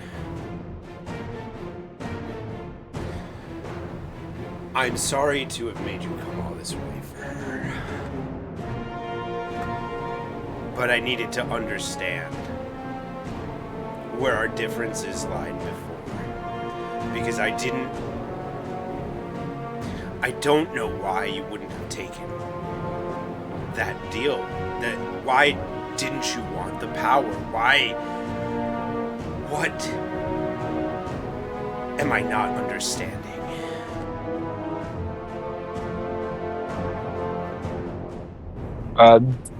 Onokor is gonna take his jacket off, like his overcoat jacket off, and put it to kind of cover up Almora a bit. And then he's going to stand up and face the orb that is his father, and he's gonna clench his fist, and he's gonna grit his teeth. You wanted me to incite conflict. You wanted me to stir things up and cause a war between the church and the government of Zelk. That's just chaos. You wanted me to just wage some sort of conflict for you, to release you so you could cause even more damage. If you had been allowed to have your freedom and your power, I don't even think that Zelk would even have any remnants left. I don't think I would have friends left. I didn't take your power because I don't want to wage nameless war.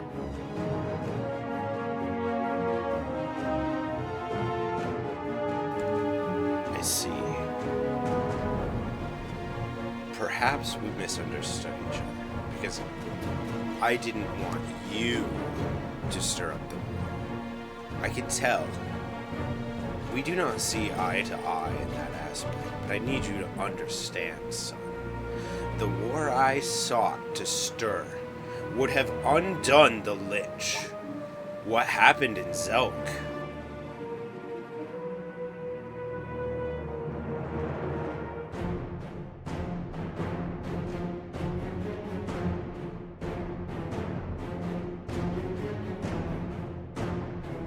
Need I ask? If the church and the army had fought, the army surely would have won. War happens. I simply embody it. I am a part of this world, like you are a part of this world. War for the right cause is not a bad thing.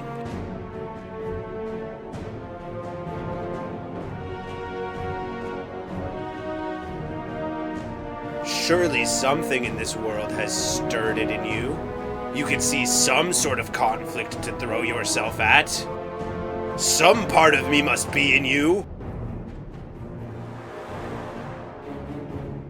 Onokor is gonna grip the edge of the handle of his rapier, and he's going to grit his teeth and nameless war is something that I won't abide by. But I do have anger. There are people that I would see brought to justice for what they've done. And no, a nameless war isn't...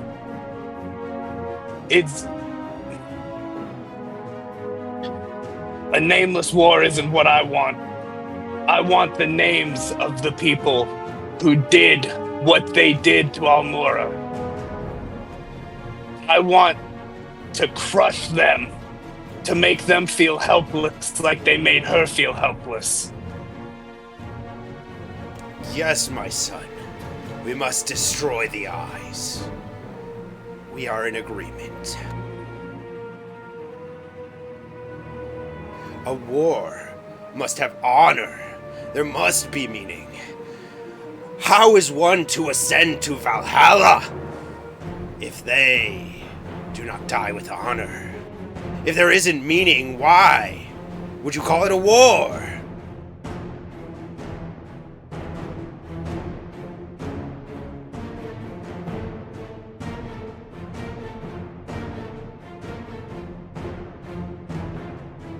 We can agree on that.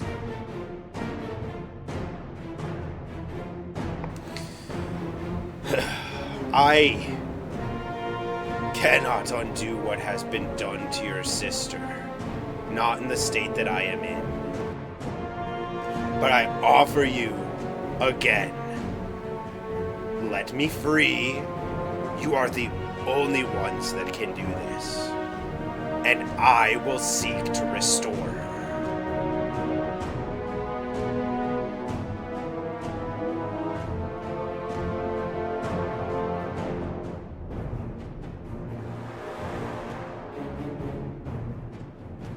If I set you free, you have to return to your homeworld after what is done is done. You can't continue to wage your wars on this plane.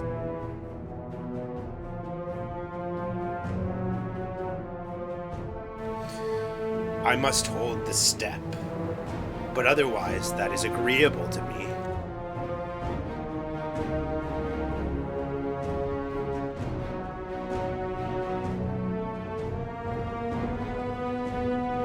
Onokor is going to look back to his friends and then look down at his sister.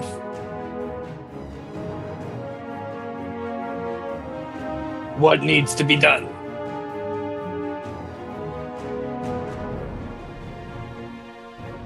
Simply stand at the head of the altar and let your blood that is my blood flow upon it. And with that, Arin's curse shall be undone.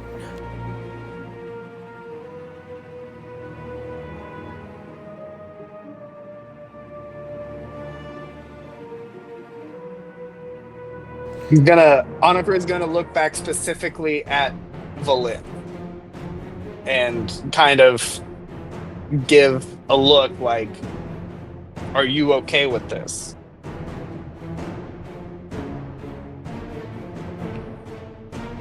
As long as he does not hurt the innocent people of this plane, then I'm okay with it. You all see like there's this orb has been in front of you the entire time, and it's just kind of like looked like this like ball of magma floating in the air. But like as this conversation is happening, you sort of see it like shift, and it starts to look sort of like this egg. Instead, you can see the dragon inside like writhing and moving around, sort of in excitement at potentially being free.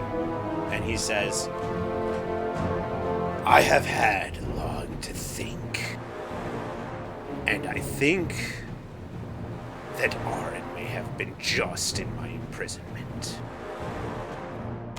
I lost sight of what you, my children, now before me, see so clearly.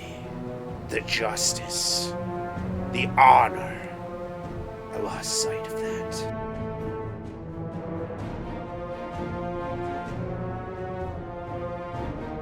Do I think he's bullshitting? Go ahead and insight. This is probably gonna suck. Should be great coming from the barbarian. Oh! No. My dad can beat your dad's ass. You don't think he's lying at all. Can Belen give an insight check? Everybody can give me an insight check. Mine will be at disadvantage because I am in an emotional state. I have no control over the map right now, so I can't. No, he's your god. You don't fucking. What do you have to? Belen. Am I going to question the words of my maker at this moment? I'm just making sure.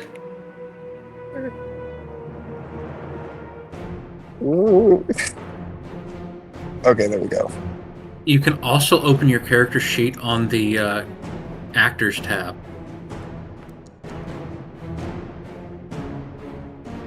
Oh, a nat 20 and a 19? Jeez. I will say, Fuck yeah. nobody thinks he's lying. Mitsuru doesn't even have to make the check. The two of you that rolled very well, or at least got very high scores there, you're actually able to pick up that this is a rare, genuine moment of like self-awareness for this guy. Like he's like actually contemplating his imprisonment and his freedom. That will give Onacor definitely some comfort as he walks up to the altar, pulls out his rapier, and runs his hand along the blade of it to cut it, and then holds his hand open over the altar and lets his blood drain onto it.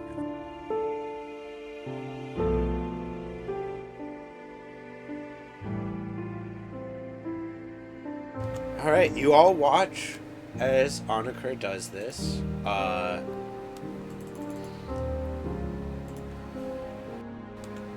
As this happens, as soon as the blood touches the altar, you see it start to glow like red hot magma. And it travels up the stream up to Onakar's hand. And you have to like close your hand in pain. You take 1 damage doing this, like cutting your hand and bleeding on the altar. But it's a good thing I already I was already thematically like, this is 1 damage. So yeah, you like, but like as the heat like travels up your blood and into your hand, you like close your hand quickly and like close the blood off from the stream, and it like your blood flows across this altar and like fills all of these little channels and things start to shift and change, and you see the like holy symbol of Arin form, and then it cracks. And you all watch as the giant orb in the sky begins to hatch.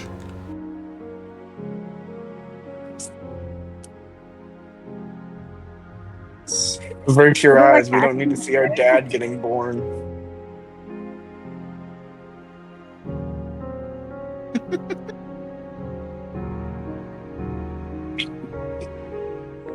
That was a jump scare. I was taking a sip of my drink and the dragon just appeared on the map. This huge red dragon, a flaming beard, giant wings, sort of like a Shenron but chubbier sort of look. Like he wraps and twists and flows through the air before coming like to rest right at the edge of the altar, face to face with Anakur.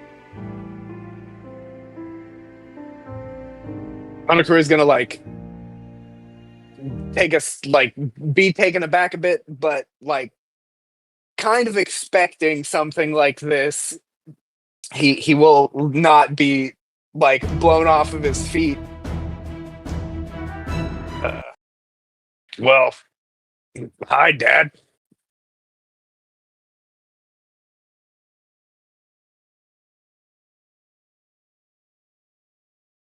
Bit of a grower, not a shower, I see.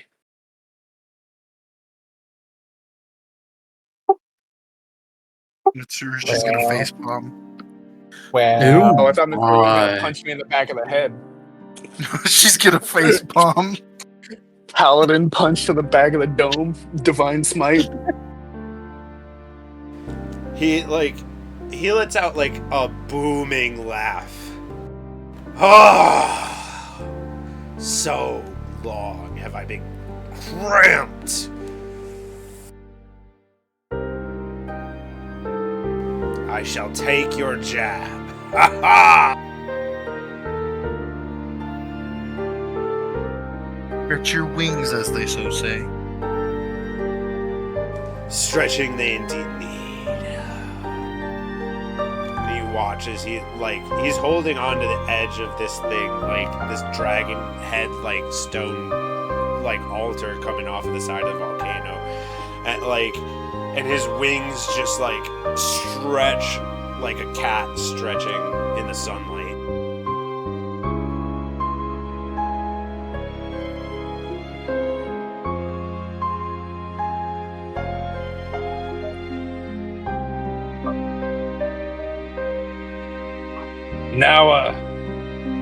Now that I've freed you, you'll help us defeating the eyes. I shall lend what aid I can, but you need know the eyes are not our greatest foe. No, they seemed like a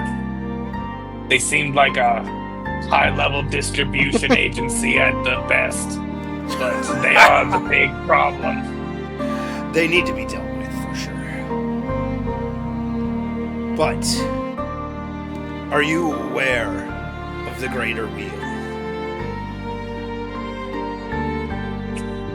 Am I aware of this wheel? Give me history, insight, whatever you prefer on that front. Okay, history's better.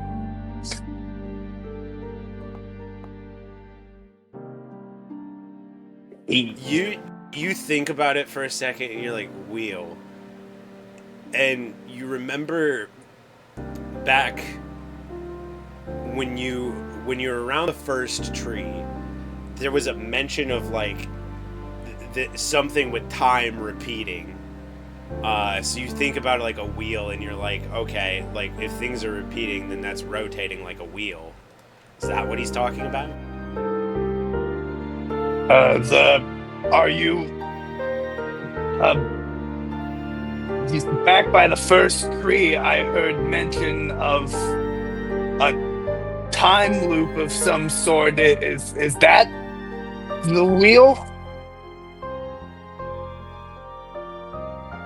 The great repeating. Over and over again. God seeks to undo all that we've done.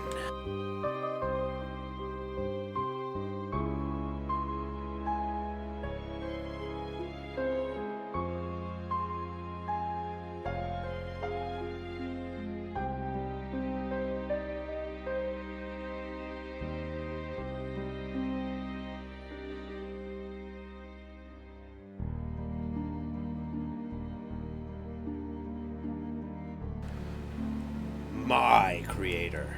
The creator at the beginning.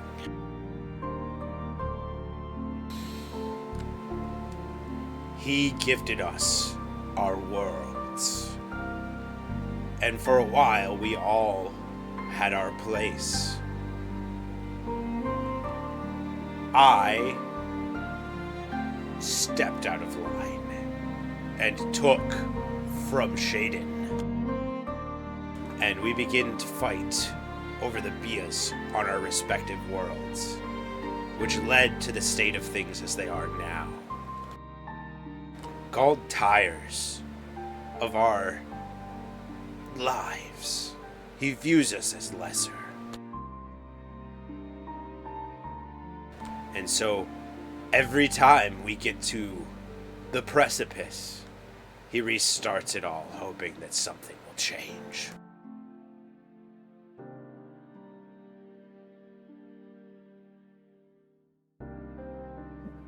And you need help putting an end to that repeat, I'm assuming?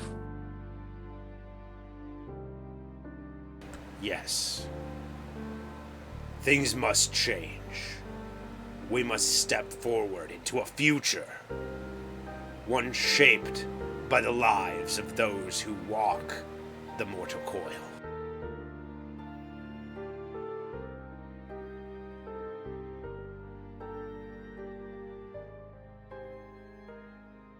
Anakor will raise his rapier up, like pointing it towards Salamander for a moment before putting it back away in his sheath. If you help us deal with that issue, I can at least speak for myself, but I will help you with that.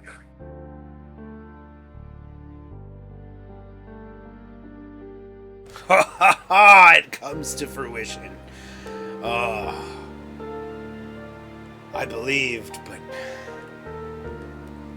I suppose in the end it took both of us. You were born for this, my son. To change the tides. I've been trapped here every cycle. Perhaps now.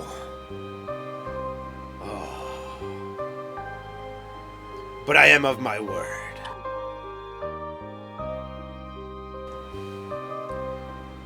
I give you the aid of Mitsuru, if she would agree. That I do agree. If you will have me. Flynn silently just nods excitedly and like claps silently. Of course, a helping hand or sword definitely isn't opposed to, and I'm sure Valin has some angel questions to ask. Oh, so much. My parents. I was too young for my parents to tell me anything. Well, didn't mean to try to pickpocket my father. Woo! No, I was trying to pull up my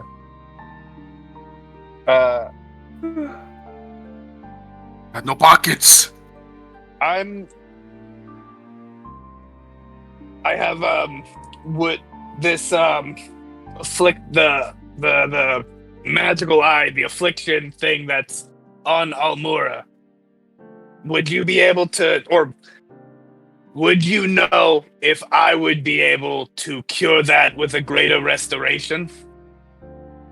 No.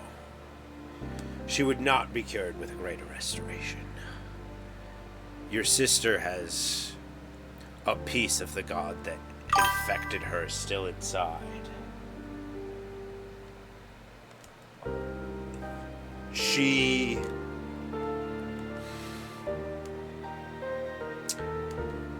is still touched by that god, even if she is not controlled by him and he is no longer within her.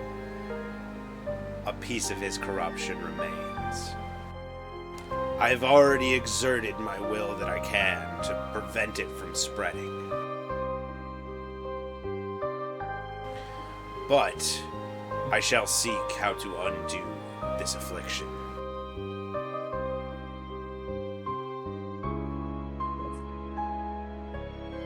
It's a very disturbing disease.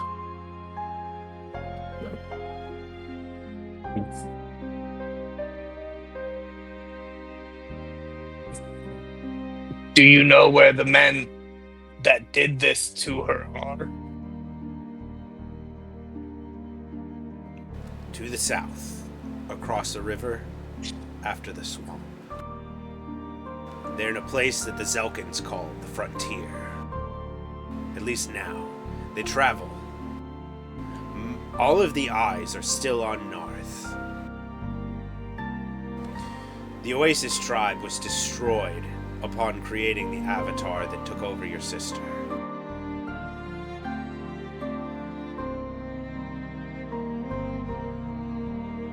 As for the Galdling that was removed from her body, I believe he still skulks somewhere.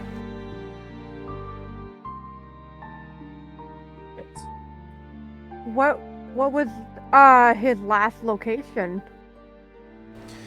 He's- my lord. He is very weak.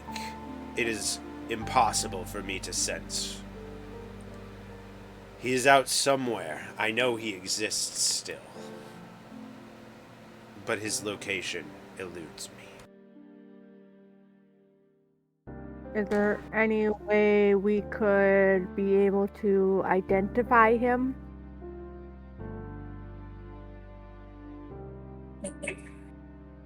What are you asking as a player? I'm asking if there's a way, like, I guess, Because like, I guess what I'm saying is, like, this god is using his ability to try and sense this other god, and he can't do it. So I guess what I'm tabling for you is, what do you think that you have that might be able to do that otherwise?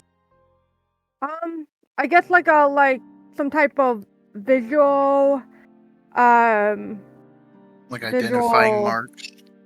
yeah, visual. If you had scrying, maybe.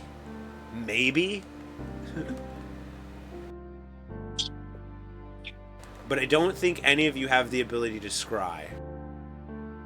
I could get the ability to scry. But at the moment, none of you has the ability to track this guy down.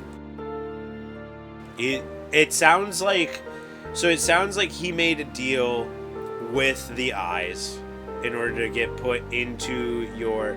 Do you have fucking scrying? Are you shitting me? Yes. No, I'm not kidding. It's right there on my spell list. Okay. You see to choose of the same place of existence as you. The target makes a wisdom save that is modified at the table below by how well you know the target and the sort of physical connection you have to it. The target doesn't know what it is making any save against, only that it feels uneasy. You have heard of the target.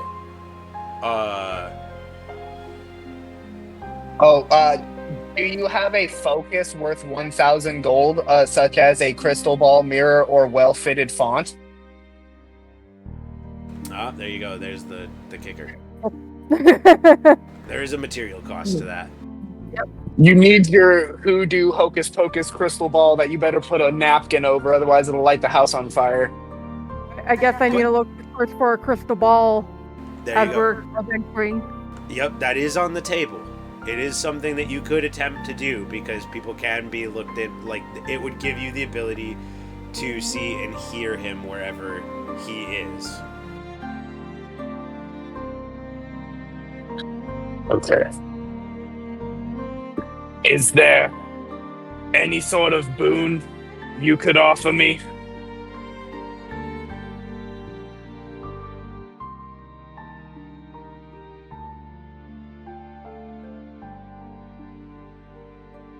Something to help me to wage this personal war? One sec.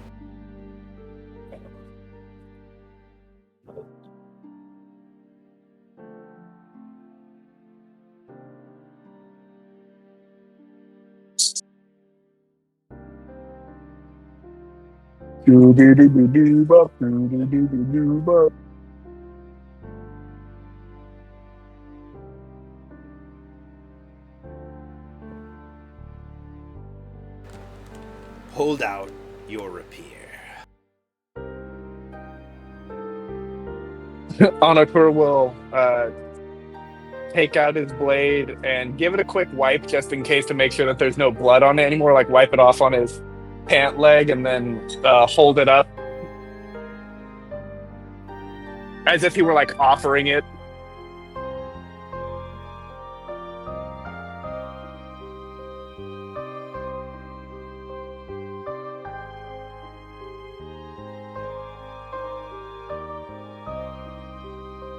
Yeah, you hold up your rapier, and as you do, he sort of like snuffs, and this little burst of flame enshrouds the blade, and like it shifts and warps, and as it comes out, it is now a flame tongue rapier.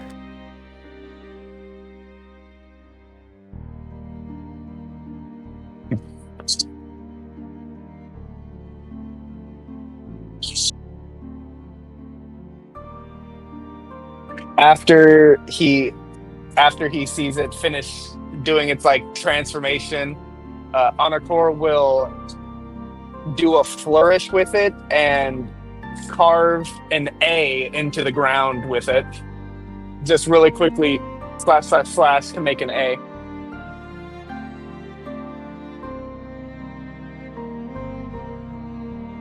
Salamander looks from you to your sister. Should I look over Almura?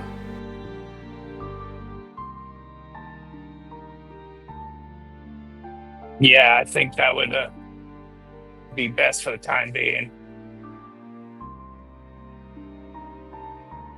He sort of like flaps his wings, floats up, another set of hands comes up, and like one of them like gently like cups your sister, and then like he uses both hands to sort of hold her against like a lower part of his like stomach, as he like slowly floats back down to his first set of hands resting on the altar in front of you.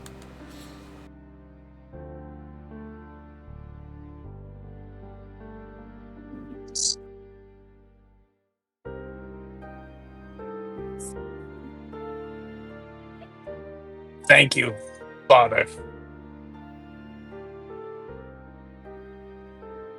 There is still a long journey ahead, son. We are still a ways from the precipice. We simply need to make the dots line up before then, and our war shall be complete.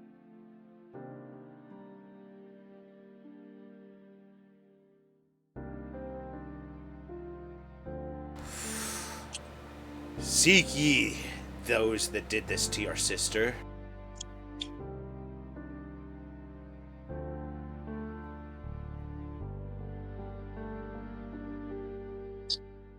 Oh, trust me. They're not gonna get off so easy. Good. Should you need me, Mitsuru should be able to reach me with a prayer. But I keep my promise, and I now return to Magnaria.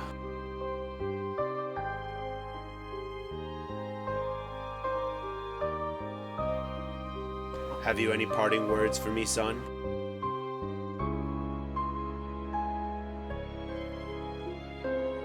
I hope that when I see you again, my battle will be done and maybe we'll be able to have a better conversation than one about war. Oh, are there any good conversations that aren't about war? I jest. Yeah, Perhaps, when we meet again, you may sing me a song of your battles. I look to understand you better. I am glad that we are now allies. I'm glad to was really hoping I wasn't gonna have to fight my way out of here again, but I have one pressing question. Do I have a mom? I have a pressing question as a DM. Do y'all think a dragon can blush? Cold-blooded animal, no. His fire will. I feel like his fire would just get. I mean, he's a bigger on god. his- He could blush. It's just he could snort steam. I think you see in his eyes, he's scanning the crowd, he's definitely looking at Mitsuru, what do I say? And I step in front of him. She gives a look back to him. and if Like, it wasn't clear, that he was flustered with all of that, he says, "She escaped the moon not long ago. She is amongst the world again. The goddess of the seas undying is your mother." And he flies the fuck out of there. Wait, what? As he's flying off, Mitsuru will be like, "Safe travels, my lord." Anakor is slack-jawed, just standing there. Are you okay? Oh, I bet that was a lot to take in. That was a big shoe to drop. And he just noped out.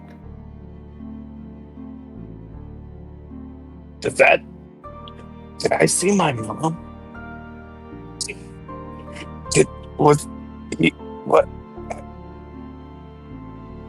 Anakor is going to have this crisis of knowledge, and he's gonna sheath his rapier and just be muttering to himself and let's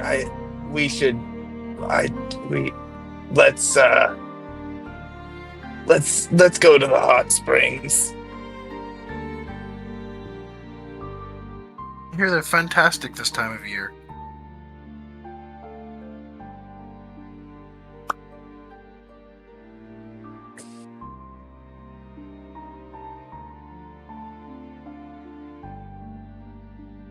Anakor has to come to grips with the fact that his mom is the god of the thing that he hates almost the most, besides physical people. At least she's not a spider. Valid, but the ocean, nightmares. It could have been an ocean spider. She fucking. Holy. Wait. So yeah, has anybody made that connection yet as a character?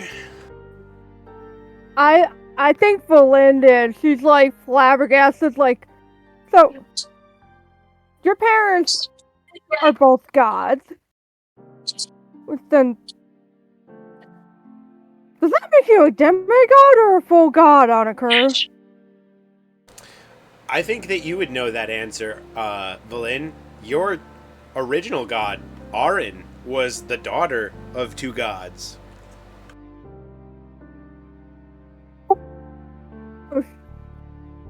She's actually gonna swear for once. Oh, by Titan shit.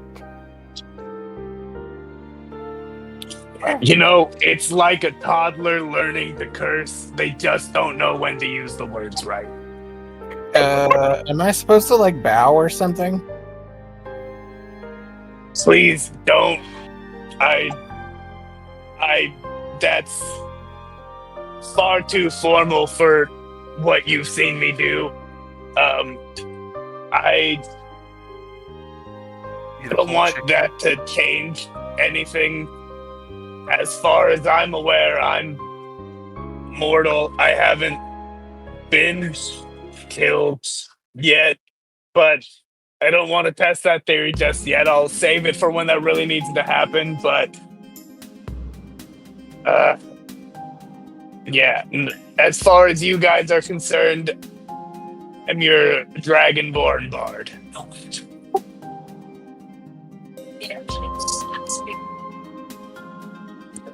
I just realized my sister has my jacket.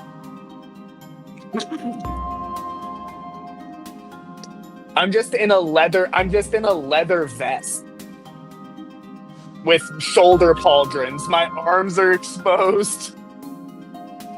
I think you had like a dress shirt on underneath. Oh yeah, well I mean that's You've not. got so I don't like think we're Anakura is in like a dress shirt, like everything that he was wearing was like all white except for the leather, for like because you're wearing leather armor, right? Yeah. So like he has like he had like his shit done up like he was like the armored vault tech jumper thing, like. But, like, he takes all the, like, leather armoring off of the coat when he hands it to Almura. And now, like, he's in the, like, dress shirt, the, like, suit vest, and then the leather armor. So it kind of looks, like, not bad, but, like, a little funky compared to what it looked like before. He doesn't have the whole ensemble. I look like a politician wearing a bulletproof vest. Like, he looks apocalypse ready. I'm gonna roll up the sleeve though, since it's a dress shirt. Roll up the sleeves.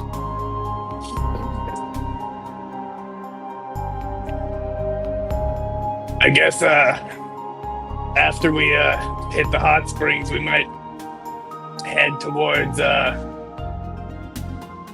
you said the frontier to the south, right? Is to the south? Yep, the frontier is what Zelk refers to that area the Meanwhile campaign was taking place in. The area from the beginning of the whole of God and Glory's campaign.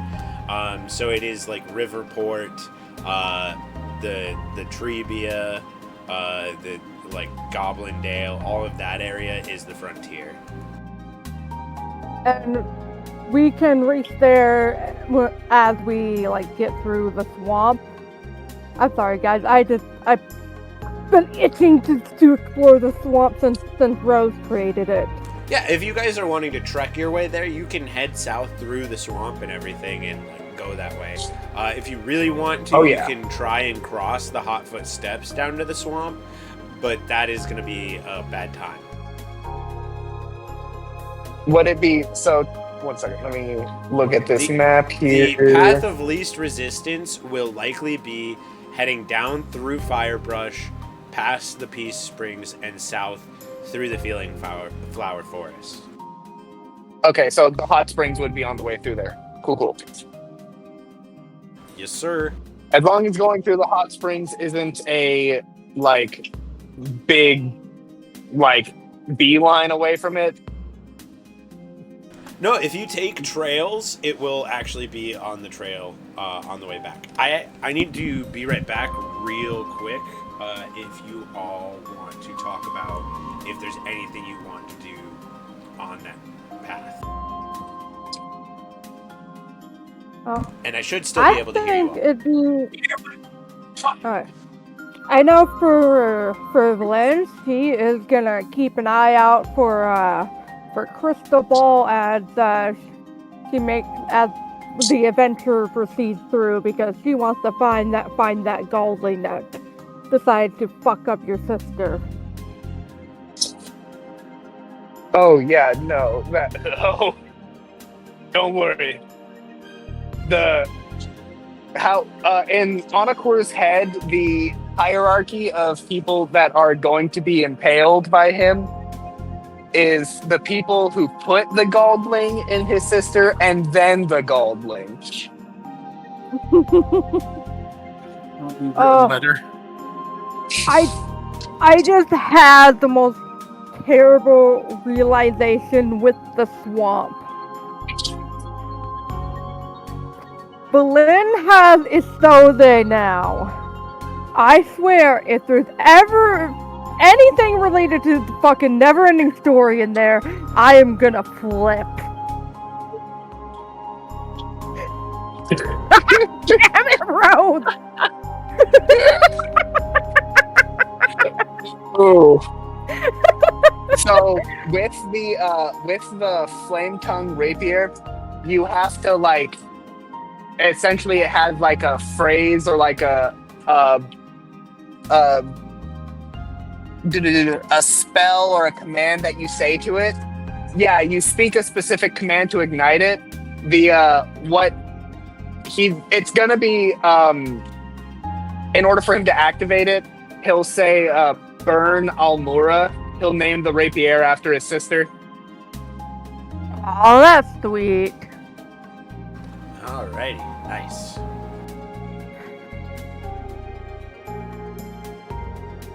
Not adding terrible things to my DM notes. Oh god! I'll headbutt a toddler, I swear to God. Oh no, I was just working off of what Alpha said. Oh. One sec. I'm gonna make it so everybody can see Almura in the character sheets. Thank you. This is something that no one would have really noticed unless they were severely paying attention. But Anakor covered up his sister because essentially what she was in is her underwear, and he was extremely embarrassed seeing his sister nearly nude in front of all you people. Is Almera, is she still here? Nah, my dad took her. Okay. And don't worry, Anakor, we will get revenge for the people who did this to her. Because in a way, I am also like your sister.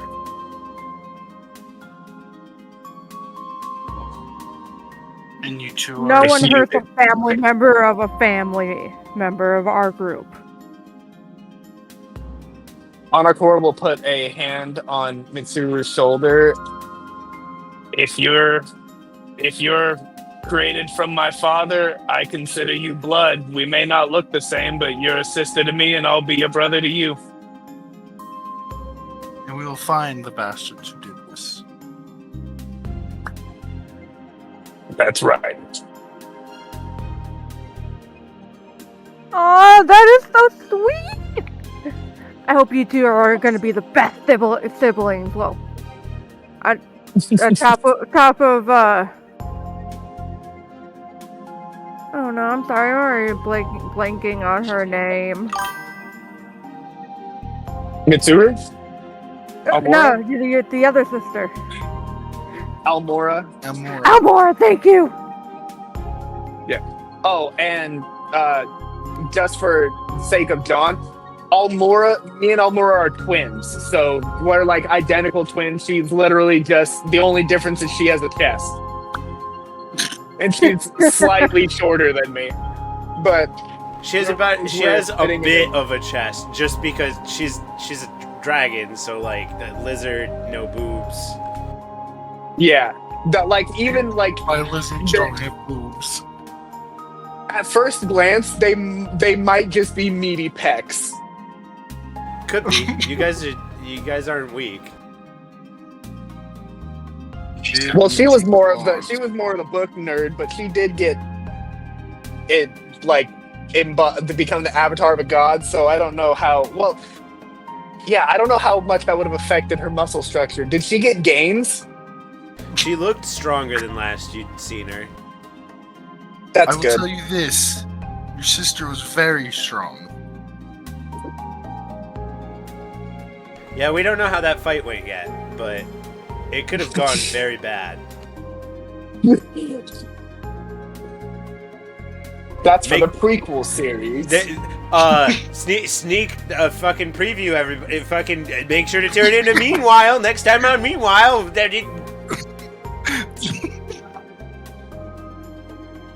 I'm sorry if I made you do that right there and then. No, it's fine. When you work with time It would make shenanigans, sense. you can only do Comment on so it. much. It's like why the like time travel magic is so fucking hard in role playing, because it's like you'll say something's gonna happen and then the players do. The one thing that I know I can railroad, I've railroaded, and that's all we're gonna do there. So we don't know how that fight went yet, but one thing will be for sure, that she was strong. I'm gonna name. It's not like I went and said, "Oh yeah, she almost killed everyone." I have no idea. I'm gonna name the rapier Almora's Rose.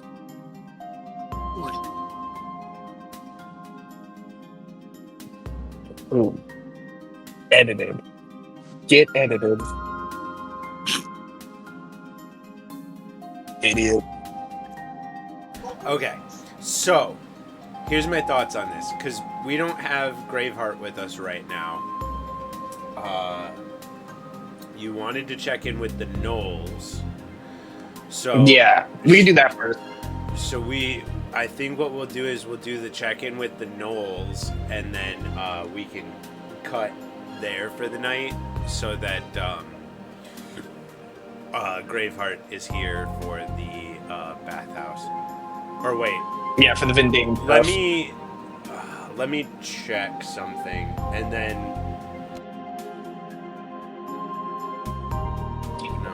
Okay, I'm gonna run that weird. So if we do have enough time after you guys do Knolls, what we'll do is we're going to quote unquote skip the bathhouse and then go back to it, because there's nothing big there right now, but I want to know how Graveheart would react to it, if everybody's okay with that.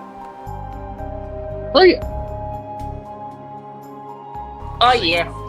Because like we're already doing fine. time shenanigans, so we might as well jump around a bit. Yeah, since we're already doing time shenanigans, deal with it. Okay, so everybody, So, after you've finished collecting yourselves from everything that just happened, because a lot just happened, you gather your stuff up, you sort of like brush the sweat off of those of you that sweat, and you begin making your way back down to the savannah and across to the village of Nolf.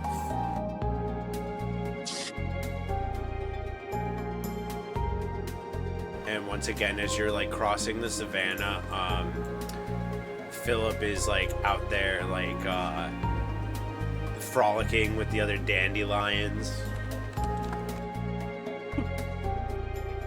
Oh yeah. I'm going to. What was that? Oh, I was just saying he's just being a happy boy. I am going to look out for any like, I don't know, possible samples of dirt that he might like to eat. I want to get him some good dirt. Home dirt.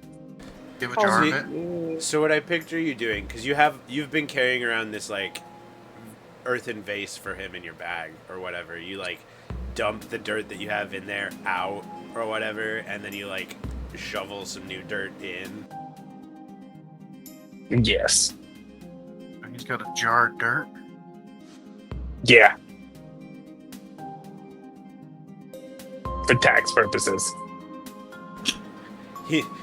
Onikar like is filling up the thing with dirt as he's saying this, and then you see him like finish filling it up with dirt, and Philip like runs over and then like spirals around in the jar like a cat laying down in a cat bed.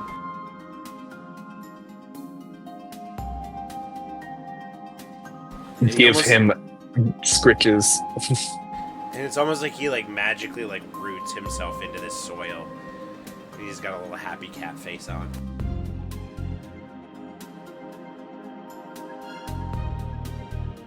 And just try to like restrain the urge to pet his stomach because he's being so cute.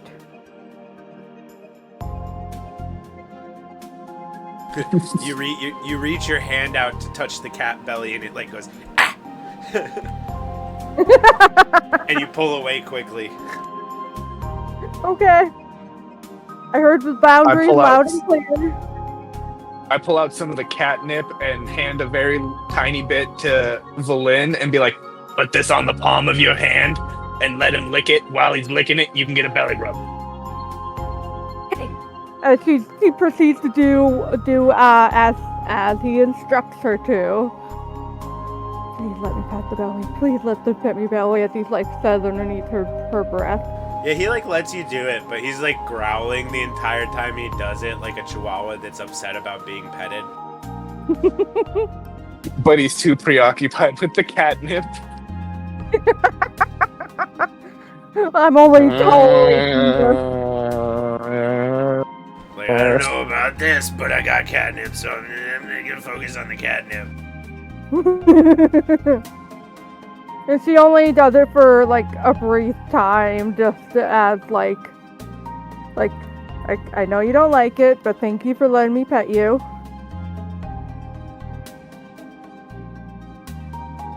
So, as Anakur hoists Philip in the jar back up onto his back in his pack, you all make your way across the savannah and begin to arrive at Nolf. The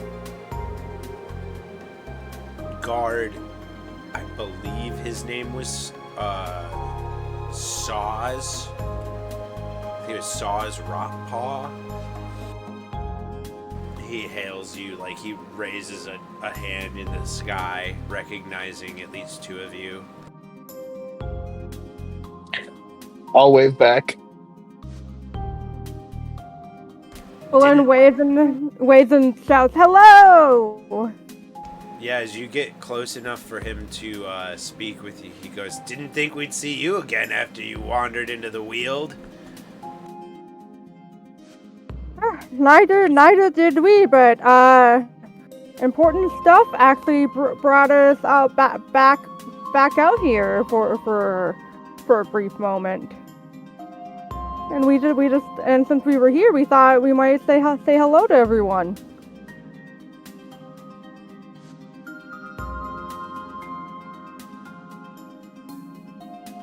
What's it like in there?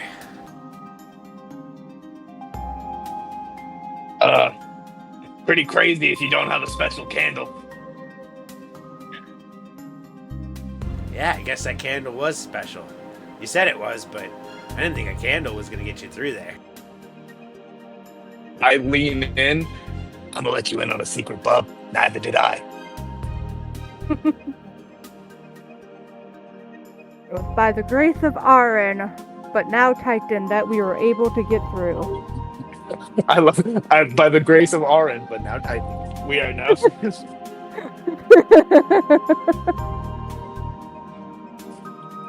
By the god formerly known as Aaron.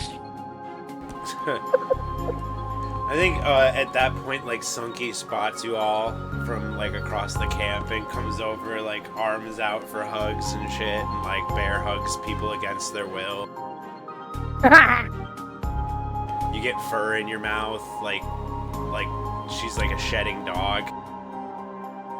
Are we of a comparable height, or am I still taller than some teeth?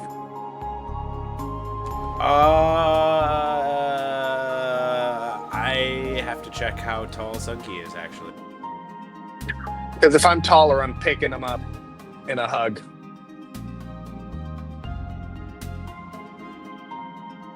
Well, then, like, just politely gives her, like, a really big squeeze. And then she lets go. She just sees hair all over her armor.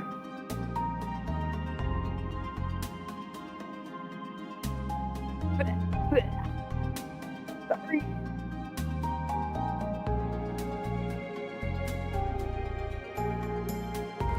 Sunky is 7'5". So taller than me, I will definitely give them a big hug. Yeah, she's a big lady. And she like lifts people in the air as she's like hugging them. If I wasn't taken by a red-headed humanoid, giant knoll woman is appealing. What brings you all back around? Did you make it to Zelk? Yeah, we made it to Zelk and then some, but now Zelk is just that. They are in the process of rebuilding. A lot happened at the capital.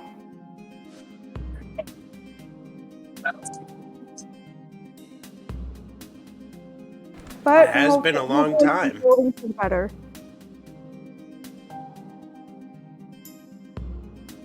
What was that? Oh, Valen said, she hopes that the rebuilding is for the better.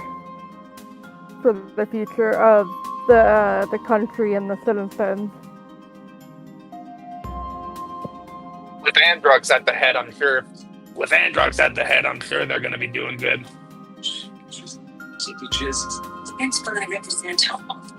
I don't know about the education system, but boy, are those going to be some strong citizens.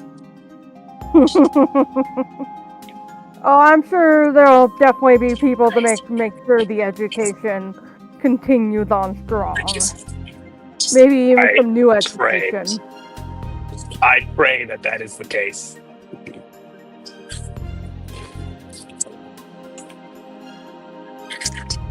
I think I haven't been keeping track of in-game time, but I'm thinking it's probably around like 4:30, 5 p.m. now.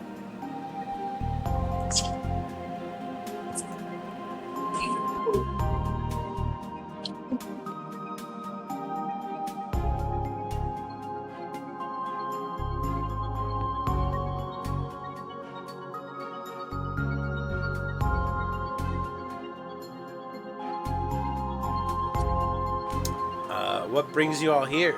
Is there anything we can do for you while you're in the area?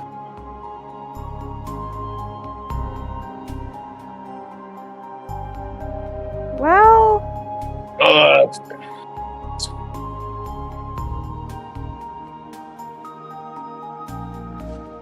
Go ahead. I guess one thing is we could use a place to stay again for the night.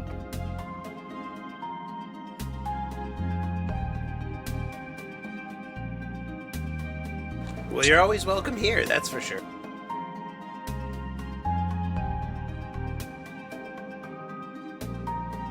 And Honoker, wasn't there someone you wanted to see if that was still here?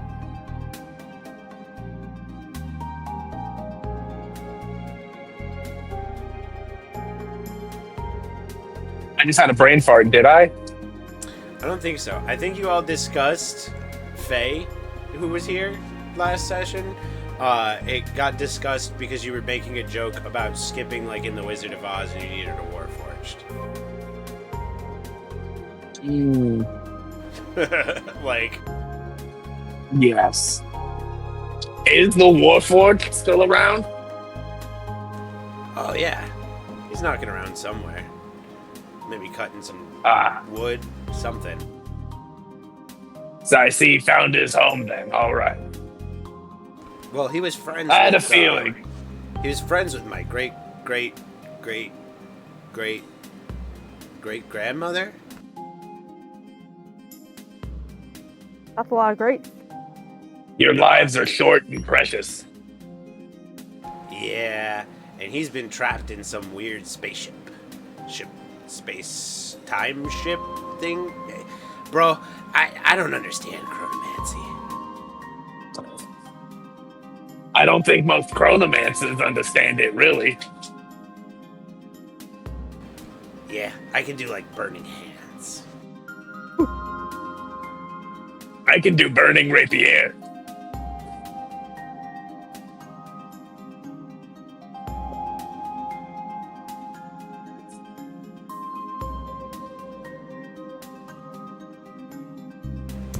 But Yeah, if you guys can do burning weapons, I know for me, my faith burns strong. But yeah, we can set you up a place to stay for tonight. Throw some food together and everything. Anyone strange come through here? I remember the last time we were here, we were also boarded with was it a bard, or was it the head of the bard college that was here last time?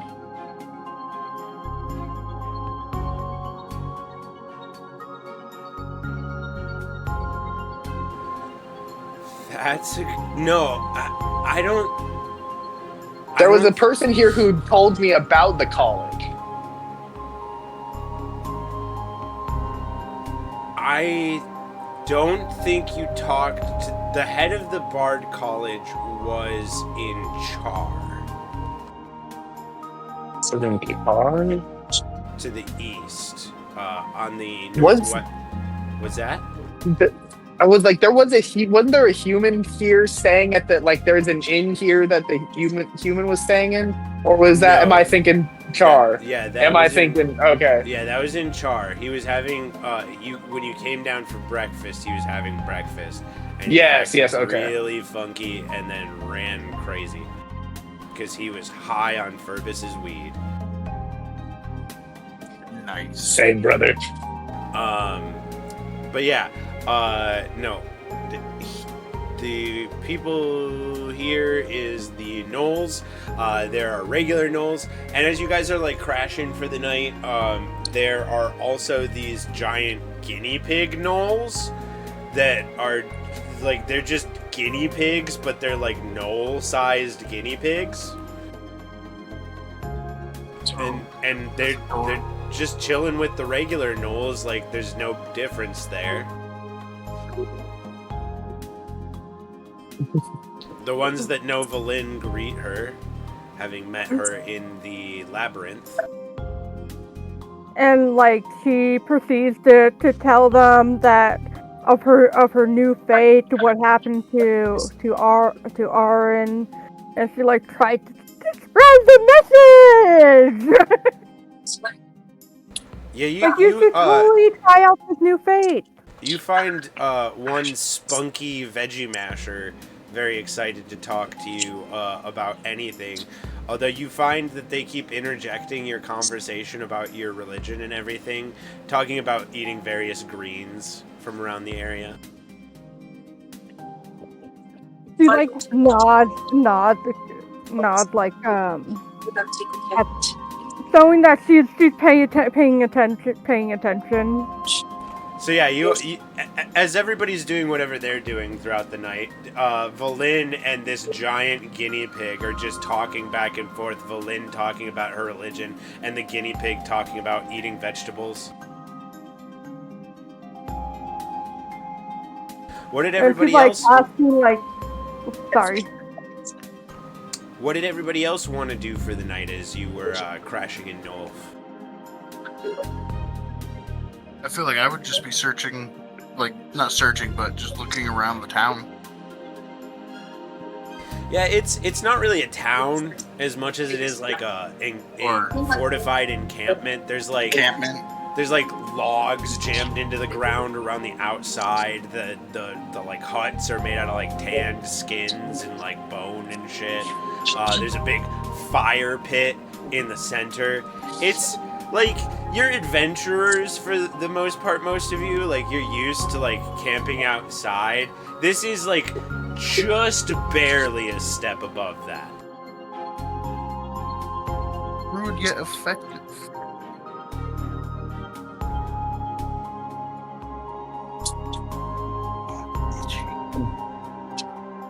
Anakura will be practicing the song that he's been writing via the constellations, and he's going to look up to the sky and see if he can find any constellations to add to it.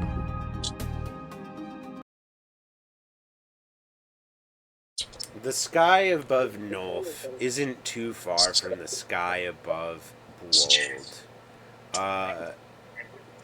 Watching the night sky here it's interesting seeing Seath's arm to the north. You know, knowing that that's a dude, just hanging off the side of the world.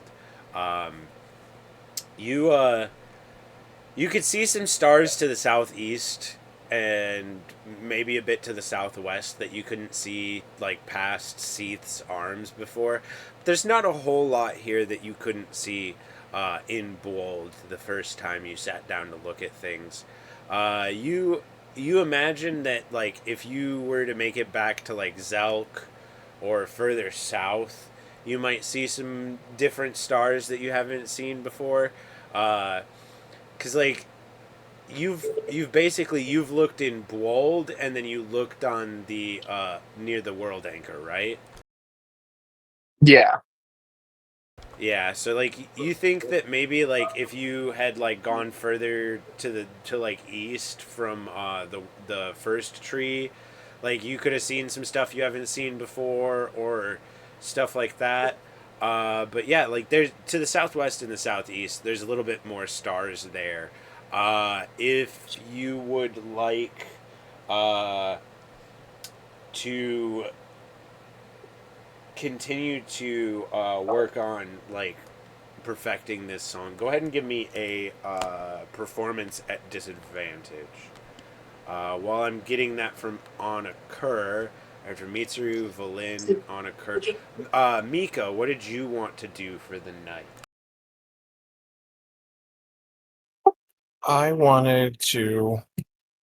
Well, first of all, I want to make some tea in my little teapot. I want to try it out, and then I want to head to bed.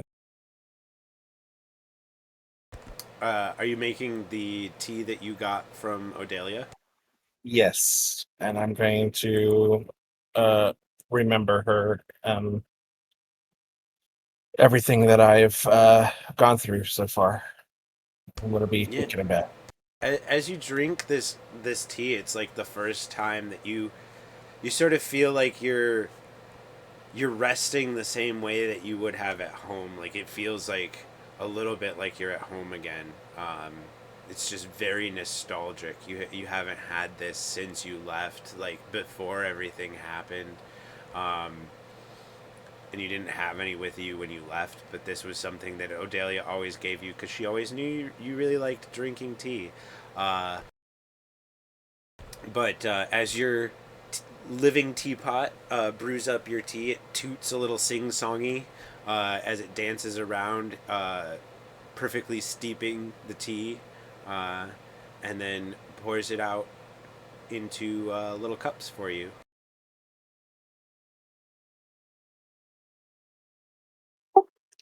Yay! I clap, and then I take the cup and I start drinking it. So yeah, you feel very comfortable after drinking it. I I'll say that when you wake up the next day, you can have an additional 1d4 HP temp.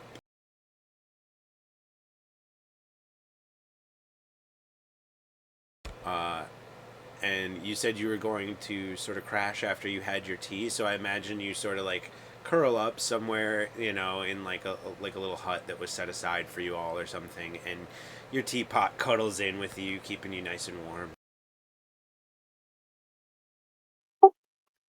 Cool. Did I hear Valin trying to say something? Yes, pretty much as Valena is conversing with the guinea pig Noel, she and as they were like, talking about veggies, she asked him like, "Oh, by the way, have you seen any plants, local plants in your area that looks like this or have something similar to this?" As she pulls out a piece of bud from the weed that she smoked a while ago. I'm looking to add it to my rituals. Oh, 1 second, and like Sunky like goes into like the back of her tent. You hear some rummaging through a chest, and she comes back with like a little like jar and she like starts like trading some weed with you, and you now have a different kind of weed that you didn't have before.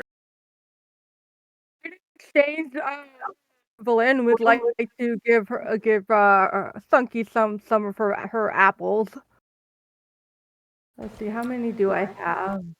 But she will trade some of her buds for some of yours if you are willing to. Yes. And she like adds like a few apples on top. Okay. So yeah, how much do you want from Sunky? I guess okay, let's see. I don't know how much of the other weed she has left, but I know she has 15 apples. Okay, we're not worried about the apples right now. We're talking about your bud. I had it written down somewhere, but I've been telling you to keep track of it because I know you smoked some already. You know? Yes. You have. Where is my thing? You. Oh,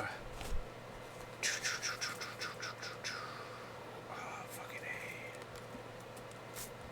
This is why it's much easier for you to keep track of your inventories for me. You got that right. I got a little note thing. So you know how much you have?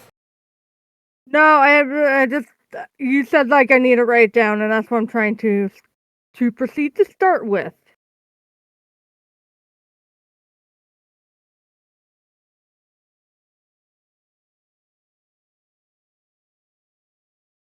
Okay. Where? I know I have 1 ounce and 10 grams of dragon bud.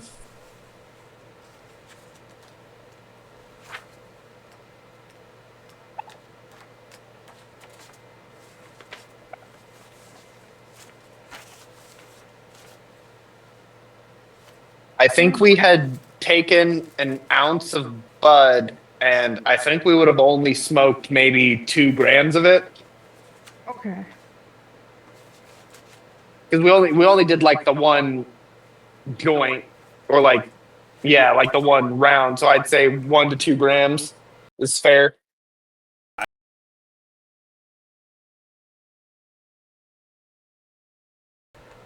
From Furbus, you had taken 2.5 ounces.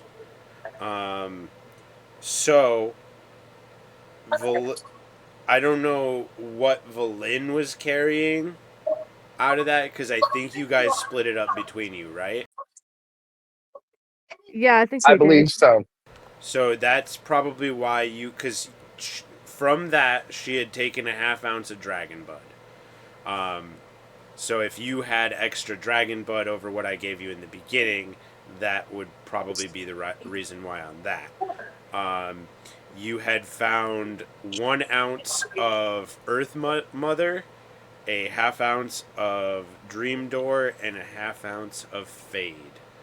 I believe it was Fade that you had smoked previously, and we will say that you did indeed smoke 2 grams of that. Half ounce is 14 grams, so you have 12 grams left of the Fade. So you have 12 grams of Fade, you have 14 grams of Dream Door, and you have 28 grams of Earth Mother.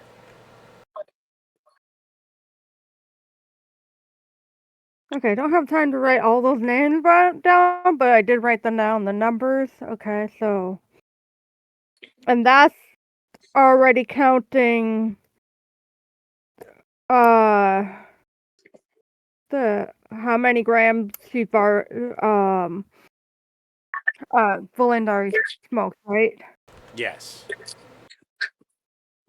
So you have 12 of the one that you already smoked. You have 14 of the one that you haven't, one of the ones that you haven't touched, and you have 28 of the other one you haven't touched. How much does Sunky have on her? Because I guess I'm trying to equal out to the one with 28 grams that she still has. Sunky has a half ounce she is willing to trade, so that's 14 grams. And I'm hating that you're making me do all this math.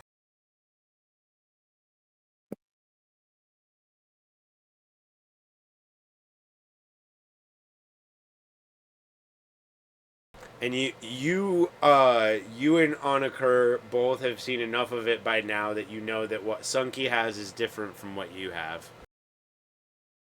Yeah, she'll exchange 14 grams of the 28 grams that she has of the third variety she has. Okay, so you trade 14 grams of the Earth Mother for 14 grams of the knollweed. Okay, yep. For home the bell knolls.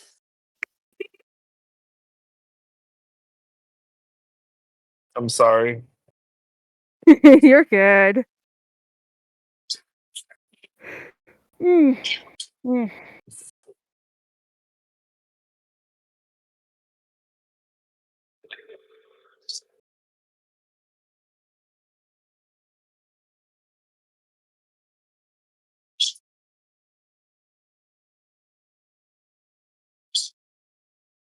How did my performance go?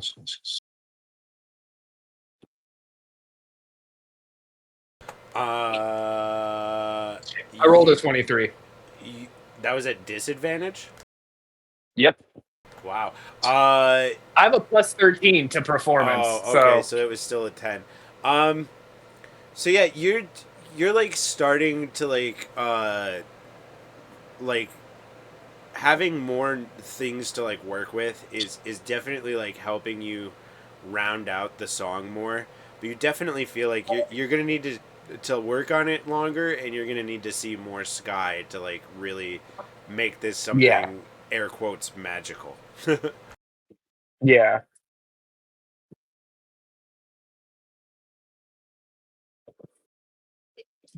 But after that, he is going to wander out to where he hears weed deals going on because he has a sixth sense for these things. And he's going to have a pipe in his hand.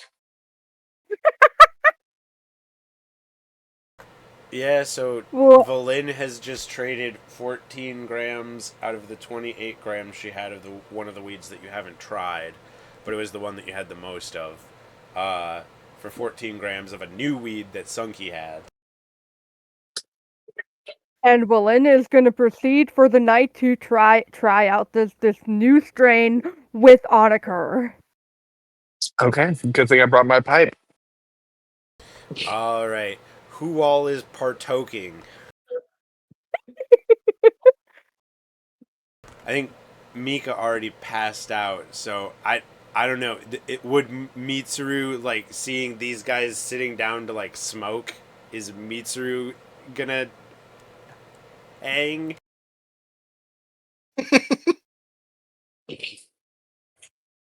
I feel like she would be intrigued in what they were doing because again, until recently she's been.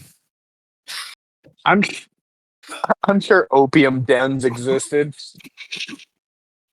Yeah, but she wouldn't have been partaking. She is a paladin. She probably a paladin of she would have been. So yeah, if it's just Valin and Onaker, then you two both make a Constitution save, and it will be 2 grams out of your new stuff. Write that down. Do I have advantage since I'm a experienced smoker? Do you want advantage? I'd argue that because it's a strain you haven't had before and don't recognize, it might actually like hit you. Oh yeah, true. I'll take it normal. said Constitution. Yep.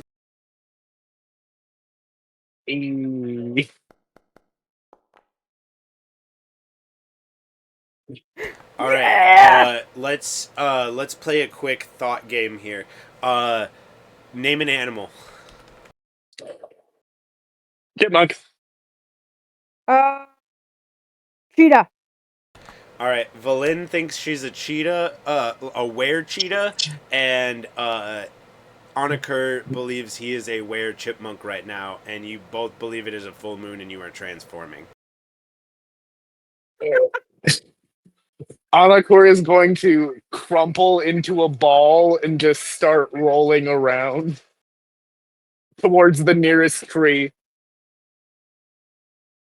And it's like gonna like try to like run on all four of her, then make this like weird, awkward like cat noise. Hold on, let me like hold on.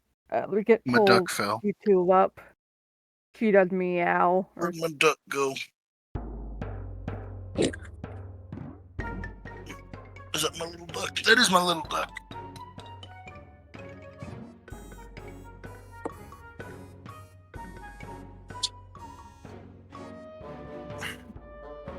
But yeah, so Valin, Oniker, make me one more Constitution save. All right, there we go. There's what their meow sounds like.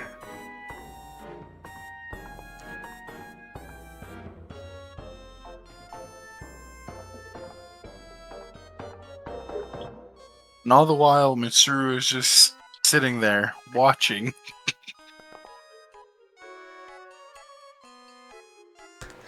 Whoa! At some point, before like, because you guys started like chilling around like 5, so you guys probably started smoking around like 6 or 7. Sometime around like 10, Valin finally starts to come down. Oniker passes out somewhere like in a field, like leaning against a stump or something. Valin at least makes it back to a bed.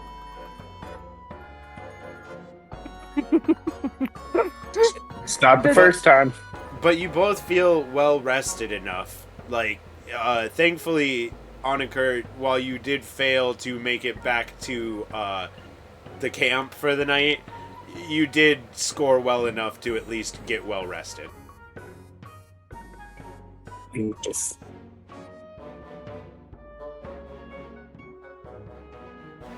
But Fun adventure. you both had a very interesting night in your heads.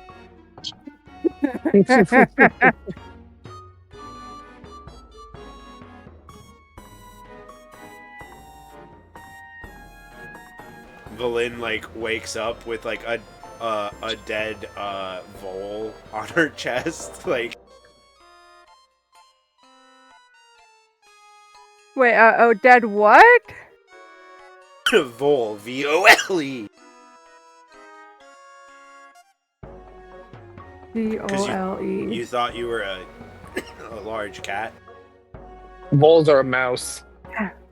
I didn't want to Was say that mouse. thing in your There's a mouth? mouse in the party.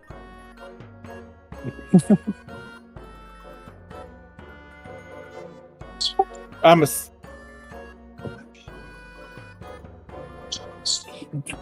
She like pulls up the dead mouse and it's like, oh no, I'm so sorry. And she like goes out like a little bit out of the village, like starts digging a little grave for the little vole and just have a like a little funeral ceremony for it.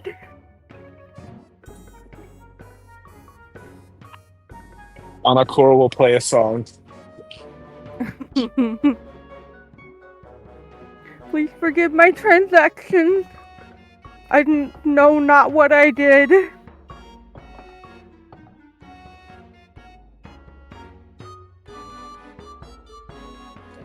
But yeah, you all have a long rest. You wake up in the morning. I'd imagine that 2 of you wake up a little later than the others. but it's still pretty early by the time that you all get around for the day.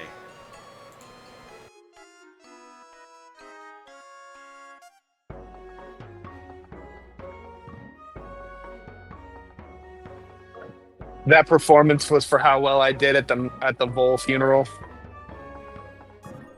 It was very respectful. Nice, classy. That's what I would have. That's what he would have wanted. I know. Pour one out for him.